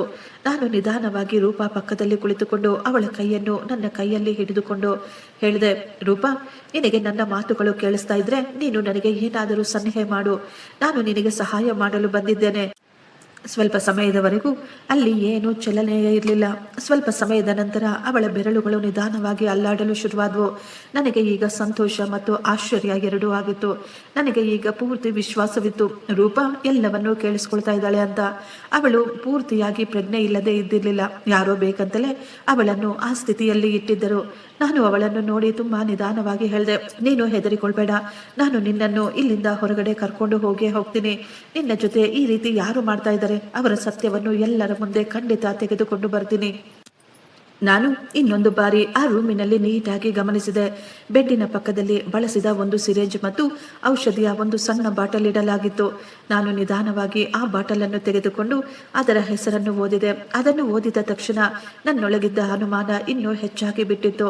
ನನಗೆ ನೀಟಾಗಿ ಅರ್ಥವಾಗಿತ್ತು, ಈಕೆಗೆ ಯಾವುದೋ ಸಾಮಾನ್ಯವಾದ ಔಷಧಿಗಳಲ್ಲ, ಇವಳು ಯಾವಾಗಲೂ ಇದೇ ರೀತಿ ಮಲಗಿರಬೇಕು ಎಂದು ಔಷಧಿಗಳನ್ನು ಕೊಡ್ತಾ ಇದ್ದಾರೆ ಅಂತ. ನಾನು ನಿಧಾನವಾಗಿ ಎಲ್ಲ ಕಡೆ ಗಮನಿಸಿದೆ. ಯಾರೋ ನನ್ನನ್ನು ನೋಡುತ್ತಿಲ್ಲ ಎಂದು ಖಾತ್ರಿ ಮಾಡಿಕೊಂಡ ನಂತರ ನಾನು ಆ ಸಣ್ಣ ಔಷಧಿಯ ಬಾಟಲನ್ನು ನನ್ನ ಬ್ಯಾಗಿನಲ್ಲಿ ಇಟ್ಟುಕೊಂಡೆ. ನಿಧಾನವಾಗಿ ಬಾಗಿಲಿನ ಕಡೆ ಹೆಜ್ಜೆ ಹಾಕಿದೆ. ಆಗಲೇ ನನಗನ್ನಿಸ್ತಾ ಇತ್ತು, ಬಾಗಿಲಿನ ಬಳಿ ಯಾರೋ ನಿಂತ್ಕೊಂಡಿದ್ದಾರೆ ಅಂತ. ಆ ಬಾಗಿಲಿನ ಸಣ್ಣ ಸಂದಿಯಿಂದ ಅವರು ನನ್ನನ್ನೇ ನೋಡುತ್ತಿರುವಂತೆ ನನಗನ್ನಿಸ್ತಾ ಇತ್ತು. ಶಾಕ್ನಿಂದ ನಾನು ಅಲ್ಲೇ ನಿಂತುಕೊಂಡೆ. ನಂತರ ನಿಧಾನವಾಗಿ ಆ ಬಾಗಿಲಿನ ಕಡೆ ಬಗ್ಗಿ ನೋಡಿದೆ. ಅಲ್ಲಿ ನನಗೆ ಸರಿಯಾಗಿ ಯಾರೂ ಕಾಣಿಸ್ಲಿಲ್ಲ. ಆದರೂ ನನಗೆ ಪದೇ ಪದೇ ಅನ್ನಿಸ್ತಾ ಇತ್ತು, ಯಾರೋ ನನ್ನನ್ನು ಗಮನಿಸುತ್ತಿದ್ರು ಅಂತ. ನನಗೆ ಈಗ ಅರ್ಥವಾಗಿ ಬಿಟ್ಟಿತ್ತು, ನಾನು ತುಂಬಾ ಸಮಯ ಇಲ್ಲೇ ನಿಂತುಕೊಂಡ್ರೆ ಬಹುಶಃ ನಾನು ಸಿಕ್ಕಿ ಹಾಕಿಕೊಳ್ತೀನಿ. ನಾನು ತುಂಬಾ ಶಾಂತವಾಗಿ ಬಾಗಿಲನ್ನು ಓಪನ್ ಮಾಡಿ ಸೈಲೆಂಟ್ ಆಗಿ ಅಲ್ಲಿಂದ ಹೊರಗೆ ಬಂದ್ಬಿಟ್ಟೆ. ನನ್ನ ಬ್ಯಾಗಿನಲ್ಲಿ ಆ ಔಷಧಿಯ ಬಾಟಲ್, ನನ್ನ ಮೊಬೈಲ್ನಲ್ಲಿ ರೆಕಾರ್ಡಿಂಗ್ ಮತ್ತು ನನ್ನ ಮನಸ್ಸಿನಲ್ಲಿ ನಂಬಿಕೆ ಕೂಡ ಇತ್ತು. ಈ ಎಲ್ಲ ಆಟ ತುಂಬಾ ಬೇಗ ಎಲ್ಲರ ಮುಂದೆ ಬಂದೇ ಬರುತ್ತೆ ಅಂತ. ರಾತ್ರಿ ಮನೆಗೆ ಬಂದ ನಂತರ ನಾನು ತುಂಬಾ ಟೆನ್ಷನ್ನಲ್ಲಿದ್ದೆ. ಪದೇ ಪದೇ ನನಗನ್ನಿಸ್ತಾ ಇತ್ತು, ಇಷ್ಟಕ್ಕೂ ರೂಪಾ ಜೊತೆ ಇದೆಲ್ಲ ಏನು, ಯಾಕೆ ನಡೀತಾ ಇದೆ ಅಂತ. ನನಗೆ ತಕ್ಷಣ ಅನ್ನಿಸ್ತಾ ಇತ್ತು, ನಾನು ಪೊಲೀಸರ ಬಳಿ ಹೋಗಿ ಎಲ್ಲ ಸತ್ಯ ಹೇಳಿಬಿಡ್ಬೇಕು ಅಂತ. ಆದರೆ ಮುಂದಿನ ಕ್ಷಣವೇ ನಾನು ಸುಮ್ಮನಾಗಿ ಬಿಟ್ಟೆ. ಯಾಕೆಂದ್ರೆ ನನ್ನ ಬಳಿ ಅಷ್ಟೊಂದು ಆಧಾರಗಳಿರಲಿಲ್ಲ ಯಾರ ಮೇಲಾದರೂ ಆರೋಪವನ್ನು ಮಾಡಲು. ಶತ್ರುಗಳು ನಿಜವಾಗಿಯೂ 2 ವರ್ಷದಿಂದ ಅವಳನ್ನು ಕೋಮಾದಲ್ಲಿ ಇರುವಂತೆ ಮಾಡಿದ್ರೆ ಅವರು ಆಧಾರಗಳನ್ನು ಅಳಿಸಿ ಹಾಕಲು ತಡ ಮಾಡುವುದಿಲ್ಲ. ನಾನು ನನ್ನ ಮನಸ್ಸಿನಲ್ಲೇ ತೀರ್ಮಾನ ಮಾಡಿಕೊಂಡೆ, ಆತುರ ಪಟ್ರೆ ತುಂಬಾ ದೊಡ್ಡ ತೊಂದರೆ ಎದುರಾಗುತ್ತೆ ಅಂತ. ಮೊದಲು ಎಲ್ಲವನ್ನು ನೀಟಾಗಿ ಅರ್ಥ ಮಾಡಿಕೊಂಡು ಈ ಎಲ್ಲ ರಹಸ್ಯವನ್ನು ಹೊರಗೆ ತರಬೇಕು. ಅದರ ನಂತರವೇ ನಾನು ಏನಾದರೂ ಮಾಡಲು ಸಾಧ್ಯ ಎಂದು ತೀರ್ಮಾನ ಮಾಡಿಕೊಂಡು ಮಾರನೆಯ ದಿನದಿಂದ ಮನೆಯಲ್ಲಿ ಮಾಮೂಲಿಯಾಗಿ ಇರಲು ಶುರು ಮಾಡಿದೆ. ನಾನು ಮನೆಯಲ್ಲಿ ಎಲ್ಲರ ಜೊತೆ ನಗು ನಗುತ್ತಾ ಮಾತನಾಡ್ತಾ ಇದ್ದೆ. ಮೊದಲಿನಂತೆ ಎಲ್ಲರ ಜೊತೆ ಪ್ರೀತಿ ಮತ್ತು ಗೌರವದಿಂದ ನಡೆದುಕೊಳ್ತಾ ಇದ್ದೆ. ಯಾಕೆಂದ್ರೆ ನನ್ನ ಮನಸ್ಸಿನಲ್ಲಿ ಏನು ನಡೆಯುತ್ತಿದೆ ಎಂದು ಯಾರಿಗೂ ಅನುಮಾನ ಬರಬಾರದು ಅಂತ. ಹೊರಗಿನಿಂದ ನಗು ನಗುತ್ತಾ ಇದ್ದರೂ ಒಳಗೊಳಗೆ ನಾನು ತುಂಬಾ ಎಚ್ಚರವಾಗಿದ್ದೆ. ಈಗ ನಾನು ಮನೆಯ ಸಣ್ಣ ಪುಟ್ಟ ಎಲ್ಲ ಮಾತುಗಳ ಮೇಲೆ ತುಂಬಾ ಗಮನ ಇಡ್ತಾ ಇದ್ದೆ. ಯಾರು ಯಾರ ಜೊತೆ ಯಾವಾಗ ಹೇಗೆ ಮಾತನಾಡ್ತಾರೆ, ಯಾರು ಆಸ್ಪತ್ರೆಗೆ ಹೋಗ್ತಾರೆ, ಯಾರದ್ದು ಫೋನ್ ಬರುತ್ತೆ, ಯಾರು ಯಾವ ಮಾತಿನ ಮೇಲೆ ಗಾಬರಿ ಪಟ್ಕೊಳ್ತಾರೆ. ನಾನು ಎಲ್ಲವನ್ನು ಸೈಲೆಂಟ್ ಆಗಿ ಗಮನಿಸ್ತಾ ಇದ್ದೆ. ಯಾಕೆಂದ್ರೆ ನನಗನ್ನಿಸ್ತಾ ಇತ್ತು ಆ ದೊಡ್ಡ ಆಟದಲ್ಲಿ ಈ ಸಣ್ಣ ಸಣ್ಣ ಮಾತುಗಳು ಯಾವುದೋ ಸತ್ಯ ಅಡಗಿರಬಹುದು ಅಂತ. ನಾನು ತುಂಬಾ ಸಣ್ಣವಳಿದ್ದಾಗಲೇ ನನ್ನ ಅಮ್ಮ ಸತ್ತು ಹೋಗಿದ್ರು. ಮದುವೆಯಾದ ಕೆಲವೇ ದಿನಗಳ ನಂತರ ಅಪ್ಪ ಕೂಡ ಈ ಲೋಕವನ್ನು ಬಿಟ್ಟು ಬಿಟ್ಟಿದ್ರು. ಅವರು ಹೋದ ನಂತರ ನಾನು ಪೂರ್ತಿಯಾಗಿ ಒಂಟಿಯಾಗಿ ಬಿಟ್ಟಿದ್ದೆ. ಆದ್ದರಿಂದ ನನ್ನವರು ಅಂತ ನನ್ನ ಬಳಿ ಯಾರೂ ಇರಲಿಲ್ಲ, ನನ್ನ ಮನಸ್ಸಿನ ಮಾತುಗಳನ್ನು ನಾನು ಹೇಳಿಕೊಳ್ಳಲು. ಆಗಲೇ ಅಪ್ಪನ ಹಳೆಯ ಸ್ನೇಹಿತರು ಅಮಿತ್ ಅಂಕಲ್ ನನಗೆ ನೆನಪಿಗೆ ಬಂದಿದ್ರು. ನಾನು ಸಣ್ಣವಳಿದ್ದಾಗ ಅವರು ತುಂಬಾ ಬಾರಿ ನಮ್ಮ ಮನೆಗೆ ಬಂದು ಹೋಗ್ತಾ ಇದ್ರು. ಅಪ್ಪ ಅವರ ಮೇಲೆ ತುಂಬಾ ವಿಶ್ವಾಸವಿಟ್ಟಿದ್ರು. ಅಮಿತ್ ಅಂಕಲ್ ಮೂಲತಃ ವಕೀಲರಾಗಿದ್ರು. ನನಗನ್ನಿಸ್ತಾ ಇತ್ತು ಈ ಸಮಯದಲ್ಲಿ ಯಾರಾದರೂ ನನಗೆ ಸಹಾಯ ಮಾಡುವವರು ಇದ್ದಾರೆ ಅಂದ್ರೆ ಅದು ಕೇವಲ ಅಂಕಲ್ ಮಾತ್ರ. ಮಾರನೆಯ ದಿನ ನಾನು ಯಾರನ್ನು ಏನು ಹೇಳದೆ ಕೇಳದೆ ಅವರನ್ನು ಭೇಟಿ ಮಾಡಬೇಕು ಅಂತ ಅಂದುಕೊಂಡೆ. ಆದ್ದರಿಂದ ನಾನು ನೇರವಾಗಿ ಅವರ ಆಫೀಸ್ಗೆ ಹೊರಟು ಹೋದೆ. ಅವರು ನನ್ನನ್ನು ನೋಡಿದ ತಕ್ಷಣ ಗುರುತು ಹಿಡಿದು ಪ್ರೀತಿಯಿಂದ ನನ್ನ ಜೊತೆ ಮಾತನಾಡಿದ್ರು. ಮಗಳೇ, ಎಲ್ಲ ಸರಿ ಇದೆ ತಾನೆ? ಇದ್ದಕ್ಕಿದ್ದ ಹಾಗೆ ನೀನು ಇಲ್ಲಿ ಏನಾಯ್ತು ಅಂತ ಕೇಳಿದ್ರು. ನಾನು ಮೊದಲಿನಿಂದ ಎಲ್ಲ ಮಾತುಗಳನ್ನು ವಿವರವಾಗಿ ಅವರಿಗೆ ಹೇಳಿದೆ. ನಾನು ಅವರಿಗೆ ಹೇಳಿದೆ, ನನ್ನ ನಾದಿನಿ ರೂಪ ಕಳೆದ 2 ವರ್ಷದಿಂದ ಕೋಮಾದಲ್ಲಿದ್ದಾಳೆ. ಆದರೆ ಅವಳ ಚಿಕಿತ್ಸೆಯ ಬಗ್ಗೆ ನನಗೆ ಮೊದಲಿನಿಂದಲೂ ತುಂಬಾ ಅನುಮಾನವಿದೆ. ನಂತರ ನಾನು ಆ ರಾತ್ರಿ ನಡೆದ ಎಲ್ಲ ಘಟನೆಗಳನ್ನು ಅವರಿಗೆ ವಿವರಿಸಿದೆ. ಆ ವ್ಯಕ್ತಿ ನರ್ಸ್ಗೆ ಹೇಳ್ತಾ ಇದ್ರು, ಇವಳಿಗೆ ಹೆವಿ ಡೋಸ್ ಕೊಡು. ನಂತರ ಫೋನಿನಲ್ಲಿ ಆ ವ್ಯಕ್ತಿ ಮಾತನಾಡಿದ ಮಾತುಗಳು ಮತ್ತು ಯಾರನ್ನೋ ಅಮ್ಮ ಎಂದು ಕರೆಯುತ್ತಿದ್ದ.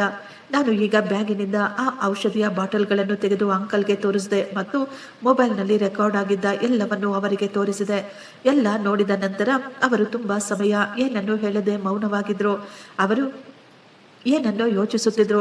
ಸ್ವಲ್ಪ ಸಮಯದ ನಂತರ ಅವರು ಗಂಭೀರವಾಗಿ ಹೇಳಿದ್ರು, ರಮ್ಯಾ, ನಿನ್ನ ಮಾತು ಸತ್ಯವಾದರೆ ಈ ವಿಷಯ ತುಂಬಾ ಭಯಾನಕವಾದದ್ದು. ಆದರೆ ಕೇವಲ ಅನುಮಾನದ ಆಧಾರದ ಮೇಲೆ ಪೊಲೀಸರ ಬಳಿ ಹೋಗುವುದು ಸರಿಯಲ್ಲ. ಯಾಕೆಂದ್ರೆ ಎದುರುಗಡೆ ಇರುವ ವ್ಯಕ್ತಿಗಳು ಸುಲಭವಾಗಿ ಹೇಳ್ಬಿಡ್ತಾರೆ ನೀನು ತಪ್ಪಾಗಿ ಅರ್ಥ ಮಾಡಿಕೊಂಡಿದ್ದೀಯಾ ಅಂತ.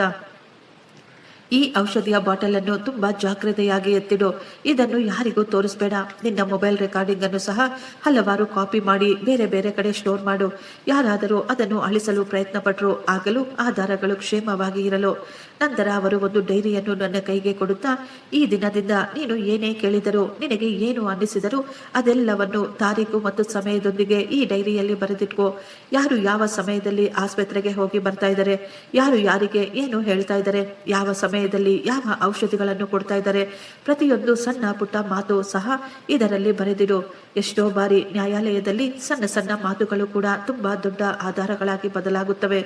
ಅವರು ನನ್ನನ್ನೇ ನೋಡುತ್ತಾ, ತುಂಬಾ ಮುಖ್ಯವಾದ ಇನ್ನೊಂದು ವಿಷಯ, ನೀನು ಯಾರನ್ನು ನಂಬಬೇಡ, ಯಾರಿಗೂ ಹೇಳ್ಬೇಡ ನಿನಗೆ ಅನುಮಾನ ಇದೆ ಅಂತ. ಯಾಕೆಂದ್ರೆ ನಿಜವಾಗಿಯೂ ಇದರಲ್ಲಿ ಏನಾದರೂ ನಡೀತಾ ಇದ್ರೆ ಅವರಿಗೆ ನಿನ್ನ ಬಗ್ಗೆ ಗೊತ್ತಾದ್ರೆ ಅವರು ಎಲ್ಲ ಆಧಾರಗಳನ್ನು ಸಾಕ್ಷಿಗಳನ್ನು ಅಲಿಸಿ ಹಾಕಲು ಪ್ರಯತ್ನ ಪಡ್ತಾರೆ. ನಿನಗೂ ಕೂಡ ಏನಾದರೂ ತೊಂದರೆ ಎದುರಾಗಬಹುದು. ಆದ್ದರಿಂದ ನೀನು ತುಂಬಾ ಜಾಗ್ರತೆಯಿಂದ ಎಲ್ಲ ಕೆಲಸ ಮಾಡು. ನಾನು ಅಂಕಲ್ನ ಮಾತನ್ನು ತುಂಬಾ ಗಮನ ಇಟ್ಟು ಕೇಳಿಸ್ಕೊಳ್ತಾ ಇದ್ದೆ. ನಂತರ ಅಂಕಲ್ ಹೇಳಿದ್ರು, ಯಾವಾಗಲಾದರೂ ನಿನ್ನ ಜೀವಕ್ಕೆ ಏನಾದರೂ ತೊಂದರೆ ಇದೆ ಅಂತ ಅನ್ನಿಸಿದ್ರೆ ನೀನು ಒಂದೇ ಒಂದು ಕ್ಷಣ ಕೂಡ ಯೋಚಿಸದೆ ತಕ್ಷಣ ನನಗೆ ಫೋನ್ ಮಾಡು. ಈಗ ಕೇವಲ ನಿನ್ನ ನಾದಿನಿಯ ಜೀವಕ್ಕೆ ಮಾತ್ರವಲ್ಲ, ನನಗನ್ನಿಸ್ತಾ ಇದೆ ಈ ಕಥೆಯ ಹಿಂದೆ ಏನೋ ತುಂಬಾ ದೊಡ್ಡ ಸತ್ಯ ಅಡಗಿದೆ ಎಂದು. ಅದು ಅಷ್ಟೊಂದು ಸುಲಭವಾಗಿ ಎಲ್ಲರ ಮುಂದೆ ಬರೋದಿಲ್ಲ ಅಂತ. ಅವರ ಮಾತು ಕೇಳಿ ನನಗೆ ಇಷ್ಟು ಧೈರ್ಯ ಬಂದಿತ್ತು. ಈಗ ನಾನು ಒಂಟಿಯಾಗಿರ್ಲಿಲ್ಲ. ಕಾನೂನಿನ ಬಗ್ಗೆ ಎಲ್ಲ ಗೊತ್ತಿರುವ ಒಬ್ಬ ವ್ಯಕ್ತಿ ನನ್ನ ಜೊತೆಯಲ್ಲಿದ್ದರು. ಅವರು ನನಗೆ ಸರಿಯಾದ ದಾರಿಯನ್ನು ತೋರಿಸಿಕೊಡುತ್ತಿದ್ದರು. ಅಲ್ಲಿಂದ ಹೊರಗೆ ಬರಬೇಕಾದ್ರೆ ನನ್ನ ಮನಸ್ಸಿನಲ್ಲಿ ಒಂದೇ ಒಂದು ಮಾತು ಓಡ್ತಾ ಇತ್ತು, ಇನ್ನು ಮುಂದೆ ನಾನು ತುಂಬಾ ಎಚ್ಚರಿಕೆಯಿಂದ ಇರಬೇಕು. ಯಾಕೆಂದ್ರೆ ನನಗೆ ಪೂರ್ತಿ ನಂಬಿಕೆ ಇತ್ತು ಈ ಹೋರಾಟ ಕೇವಲ ರೂಪಾಳನ್ನು ಕಾಪಾಡುವುದು ಮಾತ್ರವಲ್ಲ, ಕಳೆದ 2 ವರ್ಷಗಳಿಂದ ಅವಳನ್ನು ಇಂತಹ ಸ್ಥಿತಿಯಲ್ಲಿ ಇಟ್ಟಿರುವ ಆ ವ್ಯಕ್ತಿಯ ಮುಖವಾಡವನ್ನು ಸಹ ಎಲ್ಲರ ಮುಂದೆ ತರಬೇಕಾಗಿತ್ತು. ಮನೆಗೆ ಬಂದ ನಂತರವೂ ನನ್ನ ತಲೆಯಲ್ಲಿ ಒಂದೇ ಒಂದು ಮಾತು ಓಡ್ತಾ ಇತ್ತು, ಇಷ್ಟಕ್ಕೂ ರೂಪಾ ಜೊತೆ ಈ ರೀತಿ ಯಾಕೆ ಯಾರು ಮಾಡ್ತಾ ಇದ್ದಾರೆ, ಅವಳ ವಿಷಯದಲ್ಲಿ ಯಾಕೆ ಯಾರೂ ಸರಿಯಾದ ನಿರ್ಧಾರ ತೆಗೆದುಕೊಳ್ತಾ ಇಲ್ಲ. ಮಾರನೆಯ ದಿನ ನಾನು ಮತ್ತೆ ಆಸ್ಪತ್ರೆಗೆ ಹೋದೆ. ನಾನು ಈ ಬಾರಿ ರೂಪಾಳನ್ನು ಭೇಟಿ ಮಾಡಬೇಕು ಅಂತ ಅಂದುಕೊಳ್ಳಲಿಲ್ಲ.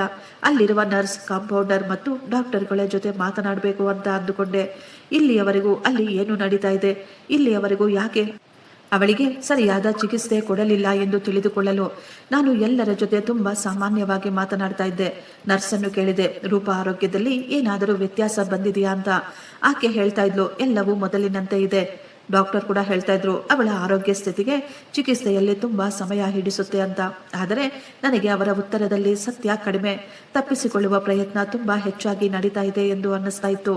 ಈ ರೀತಿ ನೇರವಾಗಿ ಪ್ರಶ್ನೆ ಕೇಳುವುದು ಸರಿಯಲ್ಲ ಅಂತ ನನಗನ್ನಿಸಿತು. ಯಾಕೆಂದ್ರೆ ಅತ್ತೆ ಆಗಾಗ ಆಸ್ಪತ್ರೆಗೆ ಬಂದು ಡಾಕ್ಟರ್ಗಳನ್ನು ಭೇಟಿ ಮಾಡ್ತಾ ಇದ್ರು. ಇಲ್ಲಿರುವ ಎಲ್ಲರೂ ಆಕೆಗೆ ಚೆನ್ನಾಗಿ ಪರಿಚಯದವರಾಗಿದ್ರು. ಒಂದು ವೇಳೆ ನಾನೇನಾದರೂ ಹೆಚ್ಚಾಗಿ ಪ್ರಶ್ನೆ ಮಾಡಿದ್ರೆ ಬಹುಶಃ ಅದೇ ಸಮಯ ನನ್ನ ಅತ್ತೆಗೆ ಈ ಸತ್ಯ ಗೊತ್ತಾಗಬಹುದು. ಆದ್ದರಿಂದ ನಾನು ತೀರ್ಮಾನ ಮಾಡಿಕೊಂಡೆ, ಯಾರಾದರೂ ನಿಷ್ಠಾವಂತರ ನಂಬಿಕೆಯನ್ನು ಗಳಿಸಬೇಕು. ಅವರು ಏನಕ್ಕೂ ಯಾರಿಗೂ ಹೆದರಿಕೊಳ್ಳದೆ ಧೈರ್ಯವಾಗಿ ನನಗೆ ಸತ್ಯ ಹೇಳುವರಂತವರನ್ನು ಹುಡುಕಬೇಕು ಅಂತ. ಆ ದಿನ ನನಗೆ ಆಸ್ಪತ್ರೆಯಲ್ಲಿ ಯಾವುದೇ ಸರಿಯಾದ ಮಾಹಿತಿ ಸಿಗಲಿಲ್ಲ. ಆದ್ದರಿಂದ ನಾನು ಸೈಲೆಂಟ್ ಆಗಿ ಮನೆಗೆ ವಾಪಸ್ ಬಂದುಬಿಟ್ಟೆ. ನಾನು ಮನೆಗೆ ಬಂದಾಗ ರಾಜೇಶ್ ಮತ್ತೆ ಅತ್ತೆ ಇಬ್ಬರು ಹಾಲಿನಲ್ಲಿ ಕುಳಿತುಕೊಂಡು ಮಾತನಾಡ್ತಾ ಇದ್ರು. ನನ್ನನ್ನು ನೋಡಿದ ತಕ್ಷಣ ಅತ್ತೆ ನಗು ನಗುತ್ತಾ ಹೇಳಿದ್ರು, ರಮ್ಯಾ, ನೀನು ಬಂದ್ಬಿಟ್ಯಾ ಮಗಳೇ, ನಾವಿಬ್ಬರು ನಿನಗಾಗಿ ಕಾಯ್ತಾ ಇದ್ದೀವಿ, ಬಾ ಇಲ್ಲಿ ಕುಳಿತುಕೋ, ಎಲ್ಲರೂ ಸೇರಿ ಒಟ್ಟಾಗಿ ಟೀ ಕುಡಿಯೋಣ ಅಂತ ಹೇಳಿದ್ರು. ನಂತರ ಅವರು ಹೇಳಿದ್ರು, ಇಷ್ಟಕ್ಕೂ ನೀನು ಎಲ್ಲಿ ಹೋಗಿದ್ದೆ? ನಾನು ತುಂಬಾ ಸಾಮಾನ್ಯವಾಗಿ ಹೇಳಿದೆ, ರೂಪಾಳನ್ನು ನೋಡಲು ಆಸ್ಪತ್ರೆಗೆ ಹೋಗಿದ್ದೆ. ನನ್ನ ಮಾತು ಕೇಳಿ ಅತ್ತೆ ಹೆಚ್ಚಾಗಿ ಏನೂ ಮಾತನಾಡಲಿಲ್ಲ. ಅವರ ಮುಖದ ಮೇಲೆ ಅದೇ ನಗು ಇತ್ತು. ಆದರೆ ಈಗ ಅವರ ಮುಖದ ಮೇಲೆ ಇದ್ದಂತಹ ಆ ನಗುವಿನ ಹಿಂದೆ ಏನೋ ರಹಸ್ಯ ಇದೆ ಎಂದು ನನಗನ್ನಿಸ್ತಾ ಇತ್ತು. ನಾವು 3 ಜನ ಒಟ್ಟಿಗೆ ಕುಳಿತು ಊಟವನ್ನು ಮಾಡಿದ್ವಿ. ನನ್ನ ಮನಸ್ಸಿನಲ್ಲಿ ಏನು ನಡೀತಾ ಇದೆ ಅಂತ ಯಾರಿಗೂ ಅನುಮಾನ ಬರಬಾರ್ದು ಎಂದು ನಾನು ಸಾಮಾನ್ಯವಾಗಿ ನಡೆದುಕೊಳ್ತಾ ಇದ್ದೆ. ಮಲಗಿದ್ದಾಗಲೂ ನನಗೆ ನಿದ್ದೆನೆ ಬರ್ತಾ ಇರಲಿಲ್ಲ. ನಾನು ಪದೇ ಪದೇ ಯೋಚಿಸ್ತಾ ಇದ್ದೆ, ಈಗ ರಾಜೇಶ್ಗೆ ಎಲ್ಲ ಸತ್ಯ ಹೇಳಿಬಿಡಬೇಕು. ಎಷ್ಟಾದರೂ ಅವರು ನನ್ನ ಗಂಡ, ಈ ಎಲ್ಲ ಮಾತು ತಿಳಿದುಕೊಳ್ಳಬೇಕಾದದ್ದು ಅವರ ಹಕ್ಕು. ಆದರೆ ಮುಂದಿನ ಕ್ಷಣವೇ ನನ್ನ ಮನಸ್ಸಿನಲ್ಲಿ ಭಯ ಬಂದ್ಬಿಡ್ತಾ ಇತ್ತು. ಒಂದು ವೇಳೆ ಅವರು ನನ್ನ ಮಾತಿನ ಮೇಲೆ ವಿಶ್ವಾಸ ಇಡದೇ ಇದ್ರೆ ಆಗ ಏನಾಗುತ್ತೆ? ಒಂದು ವೇಳೆ ಅವರೇನಾದರೂ ತಮ್ಮ ಅಮ್ಮನ ಬಳಿ ಹೋಗಿ ಎಲ್ಲ ಸತ್ಯ ಹೇಳಿದ್ರೆ ಆ ವ್ಯಕ್ತಿಗಳು ತುಂಬಾ ಜಾಗರೂಕರಾಗಿ ಬಿಡುತ್ತಾರೆ. ತುಂಬಾ ಸಮಯ ಯೋಚಿಸಿದ ನಂತರ ನಾನು ತೀರ್ಮಾನ ಮಾಡಿಕೊಂಡಿದ್ದೆ, ಬೆಳಿಗ್ಗೆ ಮೊದಲು ನಾನು ರಾಜೇಶ್ ಜೊತೆ ಎಲ್ಲ ಮಾತುಗಳನ್ನು ಹಂಚಿಕೊಳ್ತೀನಿ. ಇದನ್ನು ತುಂಬಾ ಸಮಯ ಅವರಿಂದ ಮುಚ್ಚಿಡುವುದು ಒಳ್ಳೆಯದಲ್ಲ ಅಂತ. ಆದರೆ ಬಹುಶಃ ವಿಧಿಯಾಟ ಬೇರೆಯಾಗಿತ್ತು. ಆ ರಾತ್ರಿ ರಾಜೇಶ್ನ ಕೊನೆಯ ರಾತ್ರಿ ಆಗುತ್ತೆ ಅಂತ ನನಗೆ ಗೊತ್ತಾಗಲೇ ಇಲ್ಲ. ಬೆಳಿಗ್ಗೆ ನಾನು ಕಣ್ಣು ಬಿಟ್ಟಾಗ ಎಲ್ಲವೂ ಸಾಮಾನ್ಯವಾಗೇ ಇತ್ತು. ರಾಜೇಶ್ ವಾಶ್ರೂಮ್ಗೆ ಹೋಗಿದ್ರು. ನಾನು ಅಡಿಗೆ ಮನೆಗೆ ಹೋದೆ ಕಾಫಿ ತರಲು. ಆಗಲೇ ಇದ್ದಕ್ಕಿದ್ದ ಹಾಗೆ ಏನೋ ಬಿದ್ದ ಶಬ್ದವಾಯಿತು. ನಾನು ಓಡಿ ಬಂದು ನೋಡಿದಾಗ ರಾಜೇಶ್ ವಾಶ್ರೂಮ್ನಿಂದ ಹೊರಗೆ ಬಂದು ನೆಲದ ಮೇಲೆ ಬಿದ್ದಿದ್ರು.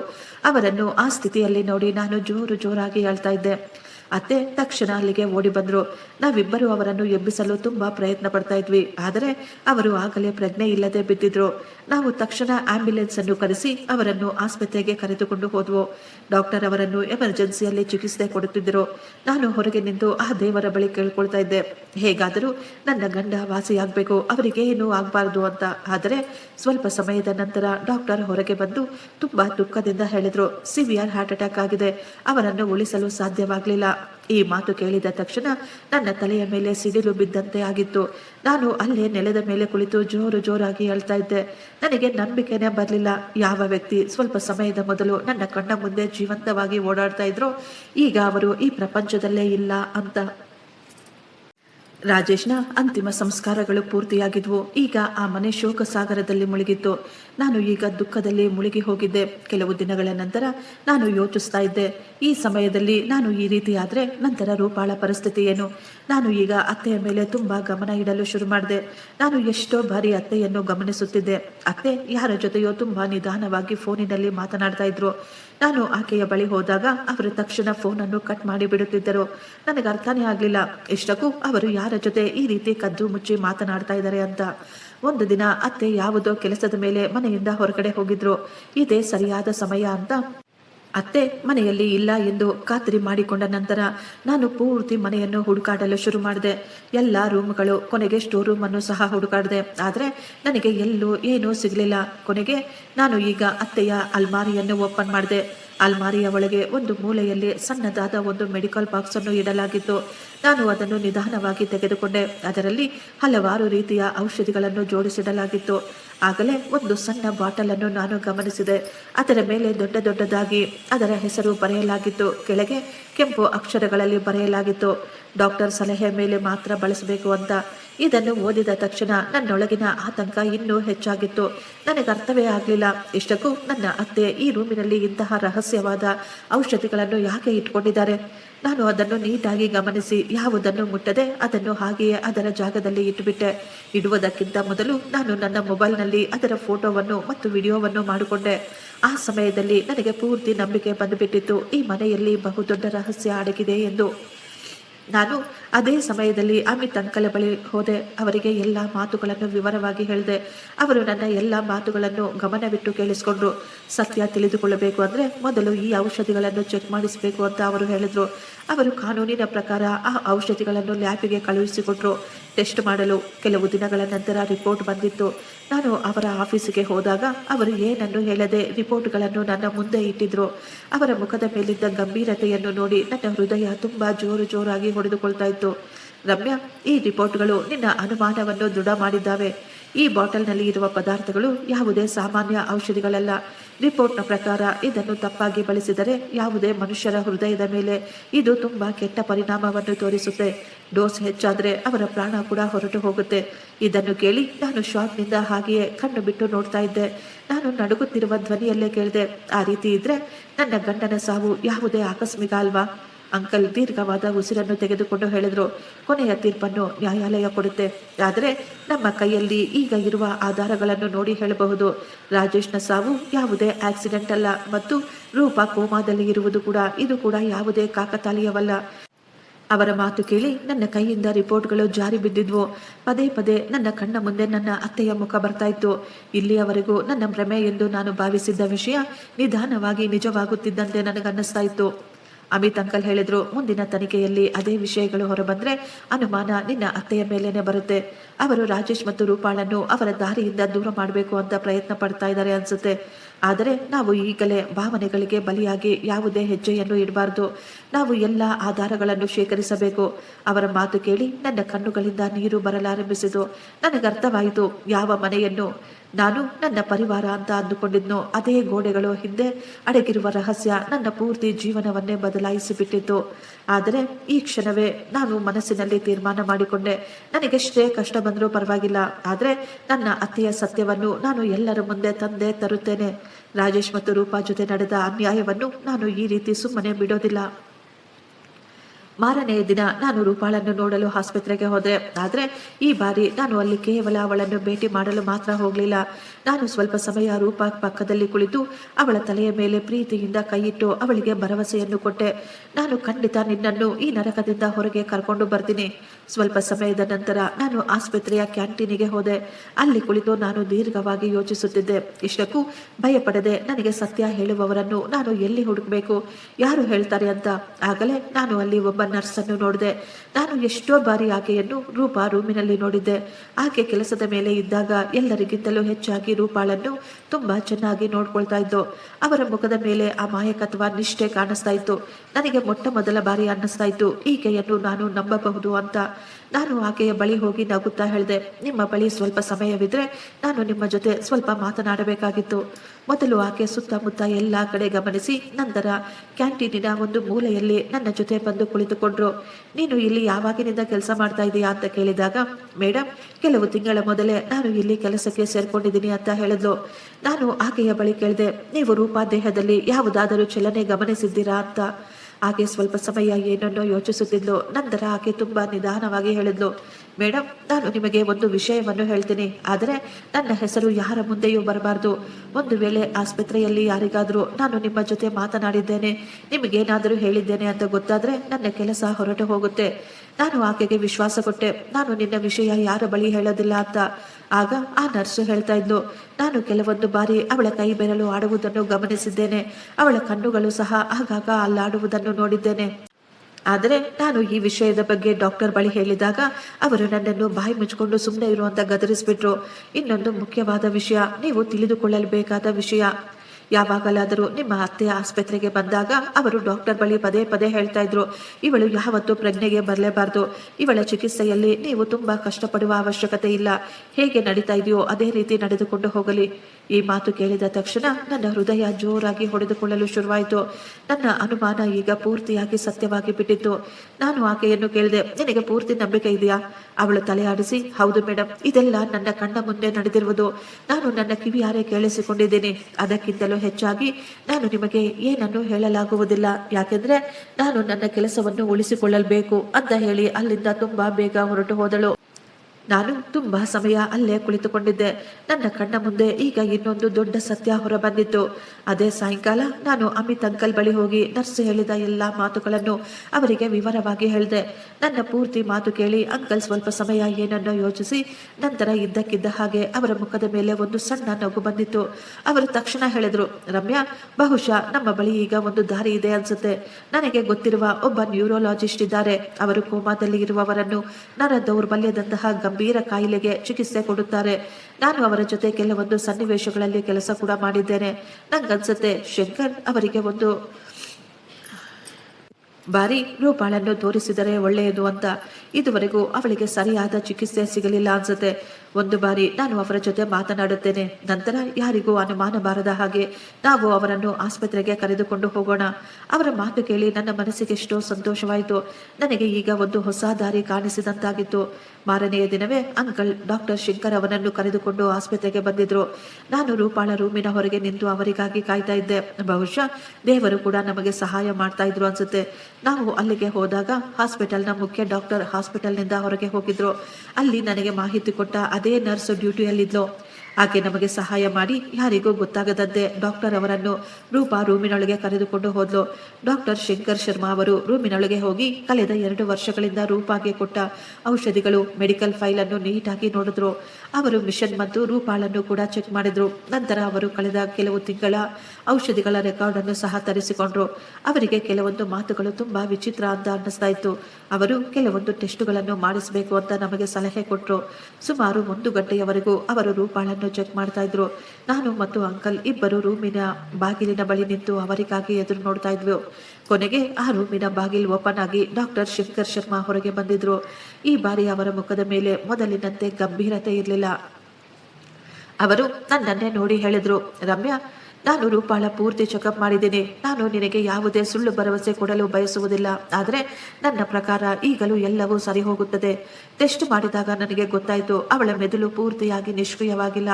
ಈಗಿನಿಂದ ಅವಳಿಗೆ ಸರಿಯಾದ ಚಿಕಿತ್ಸೆ ಕೊಟ್ಟರೆ, ಅವಶ್ಯಕತೆ ಇಲ್ಲದ ಔಷಧಿಗಳನ್ನು ಆಕೆಗೆ ಕೊಡದೇ ಇದ್ರೆ, ಸರಿಯಾಗಿ ಅವಳನ್ನು ನೋಡಿಕೊಂಡ್ರೆ, ನಾನು ಹೇಳಿದ ಪ್ರಕಾರ ಔಷಧಿಗಳನ್ನು ಬಳಸಿದ್ರೆ ಆಕೆ ತುಂಬಾ ಬೇಗ ಗುಣಮುಖಳಾಗುತ್ತಾಳೆ. ಅವರ ಮಾತು ಕೇಳಿ ನನಗೆ ಉಸಿರು ಬಂದಂತಾಗಿತ್ತು. ನಾನು ನಡುಗುತ್ತಿರುವ ಧ್ವನಿಯಲ್ಲೇ ಕೇಳಿದೆ, ಡಾಕ್ಟರ್, ನಿಜವಾಗಿಯೂ ರೂಪಾ ಒಂದು ದಿನ ತನ್ನ ಕಣ್ಣು ಬಿಟ್ಟು ನಮ್ಮೆಲ್ಲರನ್ನು ನೋಡ್ತಾಳ? ಅವರು ಮುಗುಳ್ನಗುತ್ತಾ ಹೇಳಿದ್ರು, ಭರವಸೆ ಯಾವಾಗ್ಲೂ ಇಟ್ಕೊಳ್ಳಬೇಕು. ಇವಳ ಕೇಸ್ನಲ್ಲಿ ನಿಜವಾಗಿಯೂ ತುಂಬಾ ಭರವಸೆ ಇದೆ. ಆದರೆ ಆಕೆ ಎಷ್ಟು ದಿನದಲ್ಲಿ ಪೂರ್ತಿಯಾಗಿ ವಾಸಿಯಾಗ್ತಾಳೆ ಅಂತ ಹೇಳಲು ಸಾಧ್ಯವಿಲ್ಲ. ಆಕೆಯನ್ನು ಈ ರೀತಿ ಬಿಟ್ಟಿರುವುದು ಇದು ಸರಿಯಾದ ನಿರ್ಧಾರವಲ್ಲ. ಅವಳಿಗೆ ಸರಿಯಾದ ಚಿಕಿತ್ಸೆ ಕೊಟ್ರೆ ತುಂಬಾ ಬೇಗ ಆಕೆ ಮೊದಲಿನಂತಾಗುತ್ತಾಳೆ. ಡಾಕ್ಟರ್ ಮಾತು ಕೇಳಿ ನನ್ನ ಕಣ್ಣುಗಳಲ್ಲಿ ಸಂತೋಷದ ಕಣ್ಣೀರು ಬಂದಿತ್ತು. 2 ವರ್ಷಗಳ ನಂತರ ನಮಗೆ ನಿರಾಸೆಯಲ್ಲ, ಭರವಸೆಯನ್ನು ಕೊಟ್ಟಿದ್ರು ಈ ಡಾಕ್ಟರ್. ಆ ಸಮಯದಲ್ಲಿ ನನಗನ್ನಿಸ್ತಾ ಇತ್ತು, ಬಹುಶಃ ಆ ದೇವರು ರೂಪಾಳಿಗಾಗಿ ಒಂದು ಹೊಸ ದಾರಿ ತೋರಿಸ್ಕೊಟ್ಟಿದ್ದಾರೆ ಅಂತ. ನಾನು ಅಲ್ಲೇ ತೀರ್ಮಾನ ಮಾಡಿಕೊಂಡೆ, ಎಷ್ಟೇ ಕಷ್ಟ ಬಂದರೂ ಸರಿ, ನನ್ನ ಅತ್ತೆ ನನ್ನ ದಾರಿಯಲ್ಲಿ ಎಷ್ಟೊಂದು ಮುಳ್ಳುಗಳನ್ನು ಹಾಕಿದ್ರು ಸರಿ, ನಾನು ಇನ್ನು ಮೇಲೆ ರೂಪಾಗೆ ಸರಿಯಾದ ಚಿಕಿತ್ಸೆಯನ್ನು ಕೊಡಿಸಲೇಬೇಕು. ಕಳೆದ 2 ವರ್ಷಗಳಿಂದ ಇವಳನ್ನು ಈ ರೀತಿ ಚಿತ್ರಹಿಂಸೆ ಕೊಟ್ಟವರ ಮುಖವಾಡ ನಾನು ಈ ಪ್ರಪಂಚದ ಮುಂದೆ ತರಲೇಬೇಕು ಅಂತ. ನಾನು ಮನೆಗೆ ಹೋದಾಗ ಅತ್ತೆ ಮೊದಲೇ ಗೇಟಿನ ಹೊರಗೆ ನಿಂತುಕೊಂಡಿದ್ರು. ನನ್ನ ಪೂರ್ತಿ ಸಾಮಾನುಗಳು ಅವರ ಬಳಿ ಮನೆಯ ಹೊರಗೆ ಇದ್ವು.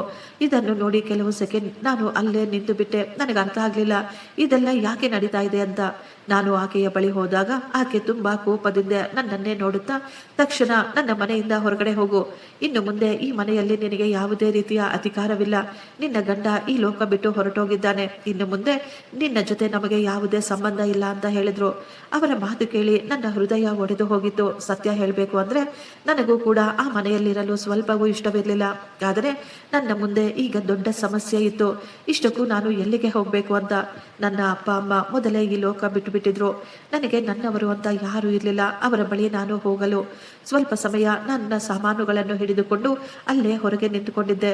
ನಂತರ ನನಗೆ ಅಮಿತ್ ಅಂಕಲ್ ನೆನಪು ಬಂತು. ನಾನು ಈಗ ನನ್ನ ಸಾಮಾನು ತೆಗೆದುಕೊಂಡು ನೇರವಾಗಿ ಅವರ ಮನೆಗೆ ಹೊರಟು ಹೋದೆ. ಅವರು ನನ್ನನ್ನು ಆ ಸ್ಥಿತಿಯಲ್ಲಿ ನೋಡಿ ಏನು ಕೇಳದೆ ನನ್ನನ್ನು ಮನೆಯೊಳಗೆ ಕರೆದುಕೊಂಡ್ರು. ಮಗಳೇ, ಎಲ್ಲ ಸರಿ ಹೋಗುವವರೆಗೂ ನೀನು ಇಲ್ಲೇ ಇರು. ಈ ಮನೆಯನ್ನು ನಿನ್ನ ಮನೆ ಅಂತಾನೆ ಅಂದುಕೋ. ಅವರ ಮಾತು ಕೇಳಿ ನನ್ನ ಕಣ್ಣುಗಳು ತುಂಬಿ ಬಂದಿದ್ವು. ಯಾಕೆಂದ್ರೆ ಎಂತಹ ಸಮಯದಲ್ಲಿ ಅವರು ನನ್ನ ಜೊತೆ ನಿಂತುಕೊಂಡಿದ್ರು ಅಂದ್ರೆ ಅಂತ ಸಮಯದಲ್ಲಿ ನನ್ನವರು ಕೂಡ ನನ್ನ ಜೊತೆ ಇರಲಿಲ್ಲ. ಆ ರಾತ್ರಿ ಎಲ್ಲ ನನಗೆ ನಿದ್ದೆನೆ ಬರಲಿಲ್ಲ. ಪದೇ ಪದೇ ನನಗೆ ರಾಜೇಶ್ ಮತ್ತು ರೂಪಾಳ ಮುಖಾನೇ ಕಾಣಿಸ್ತಾ ಇತ್ತು. ಮಾರನೆಯ ದಿನ ನಾನು ರೂಪಾಳನ್ನು ನೋಡಲು ಆಸ್ಪತ್ರೆಗೆ ಹೋದೆ. ನಾನು ಒಳಗೆ ಹೋಗುವಾಗ ಗೇಟ್ನಲ್ಲಿ ನಿಂತಿದ್ದ ಒಬ್ಬ ನರ್ಸ್ ನನ್ನನ್ನು ಅಲ್ಲೇ ತಡೆದು ಹೇಳಿದ್ರು, ಮೇಡಮ್, ನೀವು ಒಳಗೆ ಹೋಗಲು ಸಾಧ್ಯವಿಲ್ಲ. ಯಾಕೆ ಅಂತ ನಾನು ಕೇಳಿದಾಗ ಆಕೆ ಹೇಳಿದ್ರು, ನಿಮ್ಮ ಅತ್ತೆ ಆದೇಶ ಮಾಡಿದ್ದಾರೆ ನಿಮ್ಮನ್ನು ಆಸ್ಪತ್ರೆಯ ಒಳಗೆ ಸೇರಿಸಬಾರ್ದು ಅಂತ. ಒಂದು ವೇಳೆ ನಾನೇನಾದರೂ ನಿಮ್ಮನ್ನು ಒಳಗೆ ಬಿಟ್ರೆ ನನ್ನ ಕೆಲಸ ಹೊರಟು ಹೋಗುತ್ತೆ. ಆಕೆಯ ಮಾತು ಕೇಳಿ ನನಗೆ ತುಂಬಾ ಕೋಪ ಬಂದಿತ್ತು. ಆದರೂ ನನ್ನನ್ನು ನಾನು ಸಂಭಾಳಿಸಿಕೊಳ್ಳುತ್ತಾ ದೀರ್ಘವಾದ ಉಸಿರು ತೆಗೆದುಕೊಂಡು ವಾಪಸ್ ಹಿಂದೆ ತಿರುಗಿದೆ.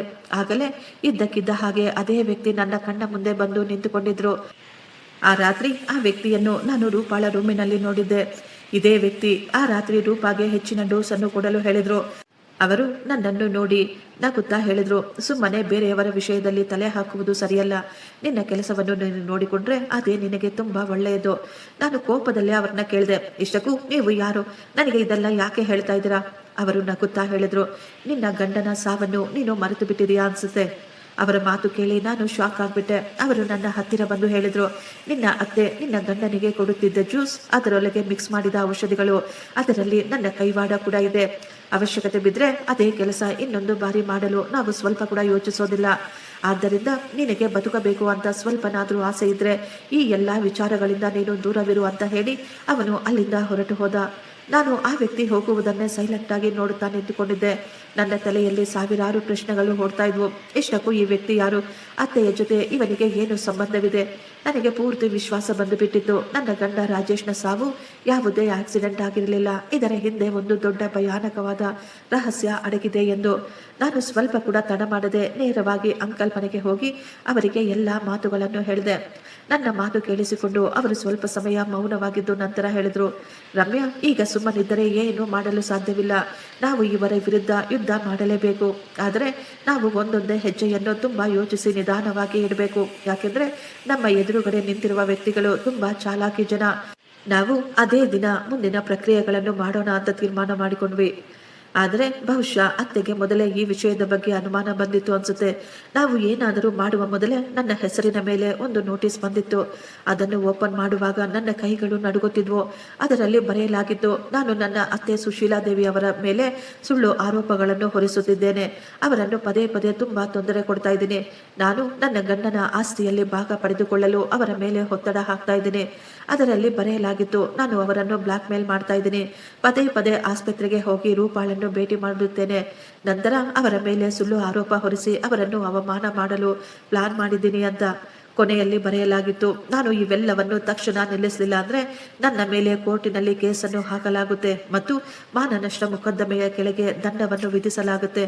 ಇದೆಲ್ಲ ಓದಿ ಸ್ವಲ್ಪ ಸಮಯ ನಾನು ಹಾಗೆಯೇ ಕುಳಿತುಕೊಂಡು ಬಿಟ್ಟೆ. ಆದರೆ ಮುಂದಿನ ಕ್ಷಣದಲ್ಲೇ ನನಗೆ ಅರ್ಥವಾಗಿತ್ತು, ಇದೆಲ್ಲ ನನ್ನನ್ನು ಸುಮ್ಮನಾಗಿಸಲು ಮಾಡುತ್ತಿರುವ ಪ್ರಯತ್ನ ಅಂತ.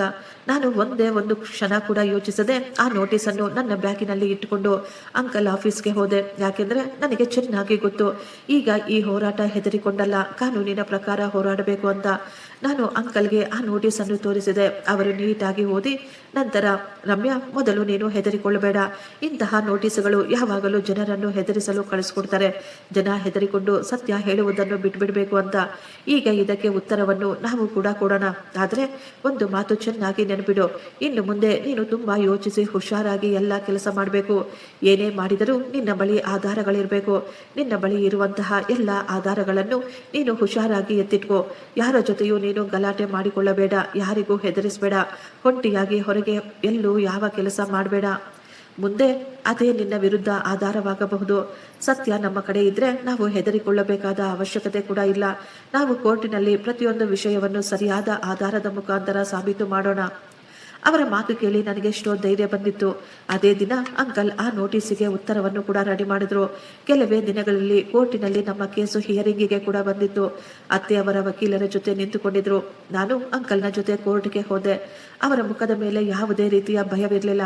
ಅವರ ಮುಖದ ಮೇಲೆ ಎಷ್ಟೊಂದು ನಂಬಿಕೆ ಇದ್ದು ಈ ದಿನ ನಾವು ಗೆಲ್ಲುತ್ತೇವೆ ಅಂತ.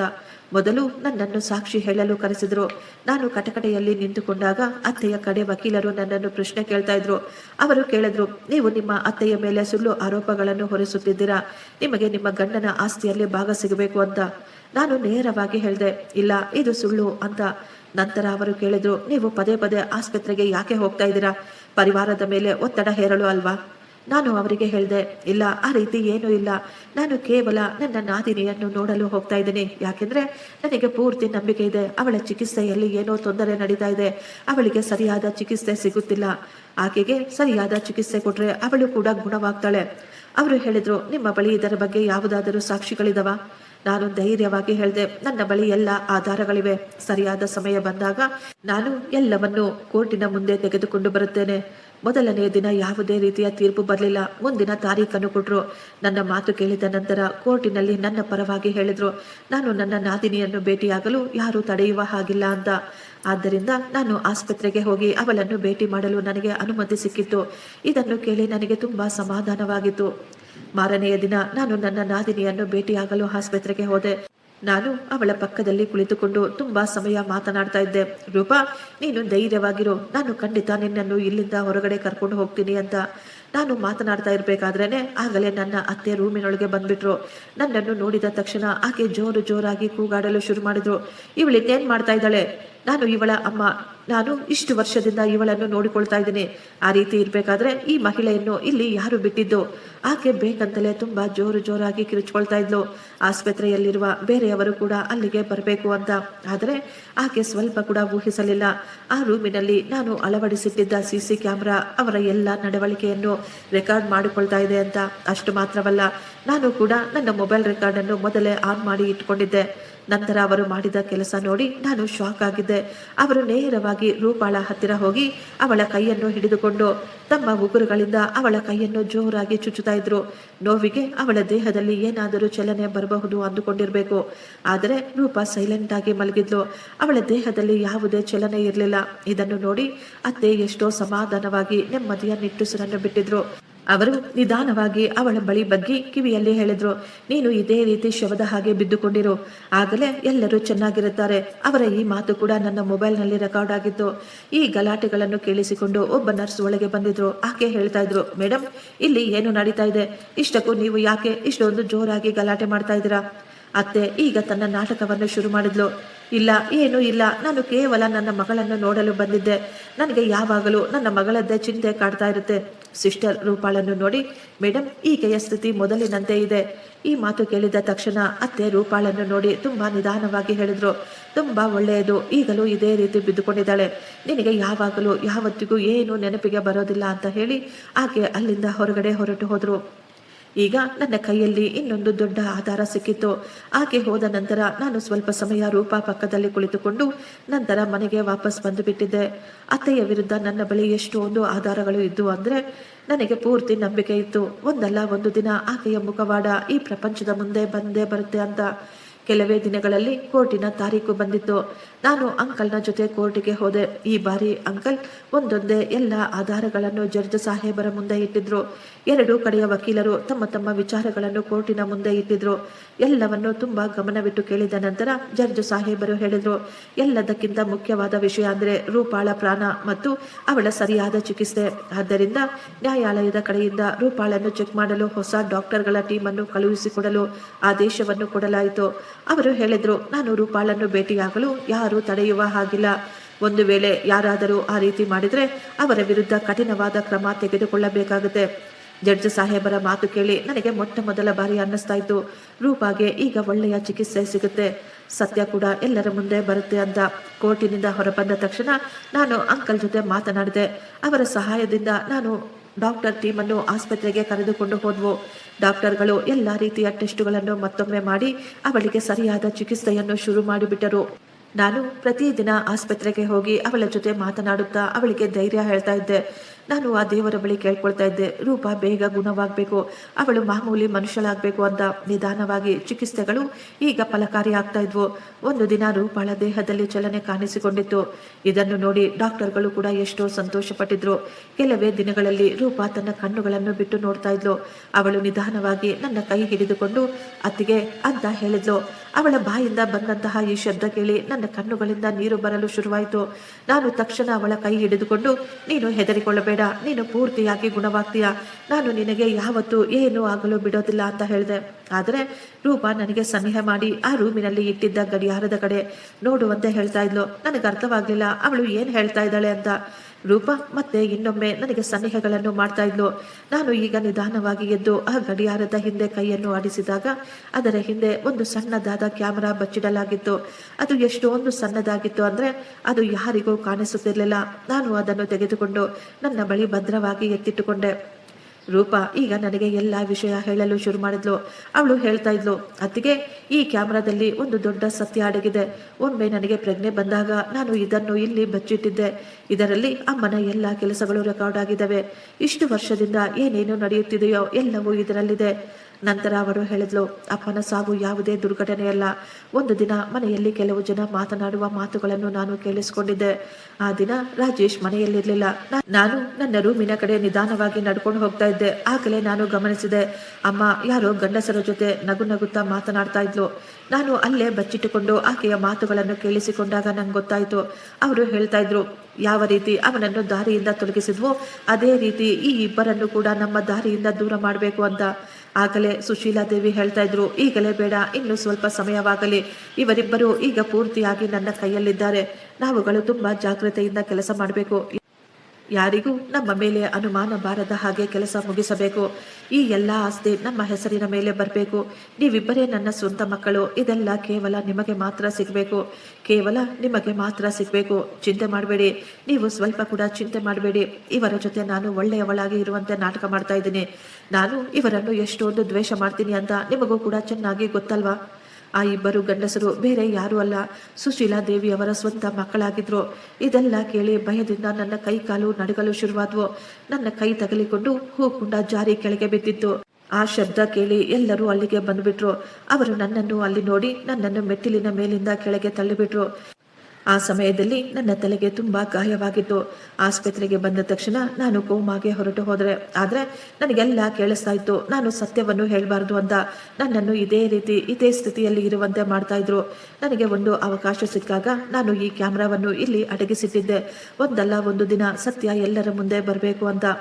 ಅವಳ ಮಾತು ಕೇಳಿ ನಾನು ಅವಳನ್ನು ತಬ್ಬಿಕೊಂಡು ಹೇಳಿದೆ, ಈಗ ನೀನು ಹೆದರಿಕೊಳ್ಳಬೇಡ. ಇನ್ನು ಮುಂದೆ ಸತ್ಯ ಹೊರಬರುವುದನ್ನು ಯಾರಿಂದಲೂ ತಡೆಯಲು ಸಾಧ್ಯವಿಲ್ಲ.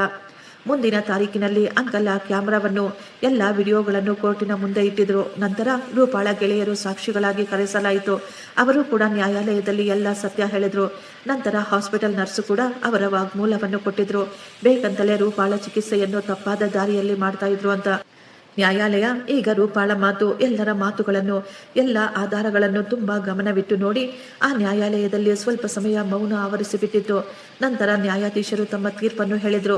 ಸುಶೀಲಾದೇವಿ ಮತ್ತು ಅವರ ಇಬ್ಬರ ಮಕ್ಕಳಿಗೆ ಮೋಸ, ಪ್ರಾಪರ್ಟಿಯನ್ನು ಲಪಟಾಯಿಸಲು ಸಂಚು, ರಾಜೇಶ್ ಮತ್ತು ಅವರ ತಂದೆಯ ಕೊಲೆ ಆರೋಪದ ಮೇಲೆ ಮತ್ತು ರೂಪಾಳ ಚಿಕಿತ್ಸೆಯನ್ನು ತಪ್ಪಾದ ದಾರಿಯಲ್ಲಿ ಮಾಡಿಸಿದ್ದಕ್ಕೆ ಇವರಿಗೆ ಸಹಾಯ ಮಾಡಿದ ಉಳಿದ ಜನರಿಗೆ ಶಿಕ್ಷೆಯನ್ನು ಘೋಷಿಸಲಾಯಿತು.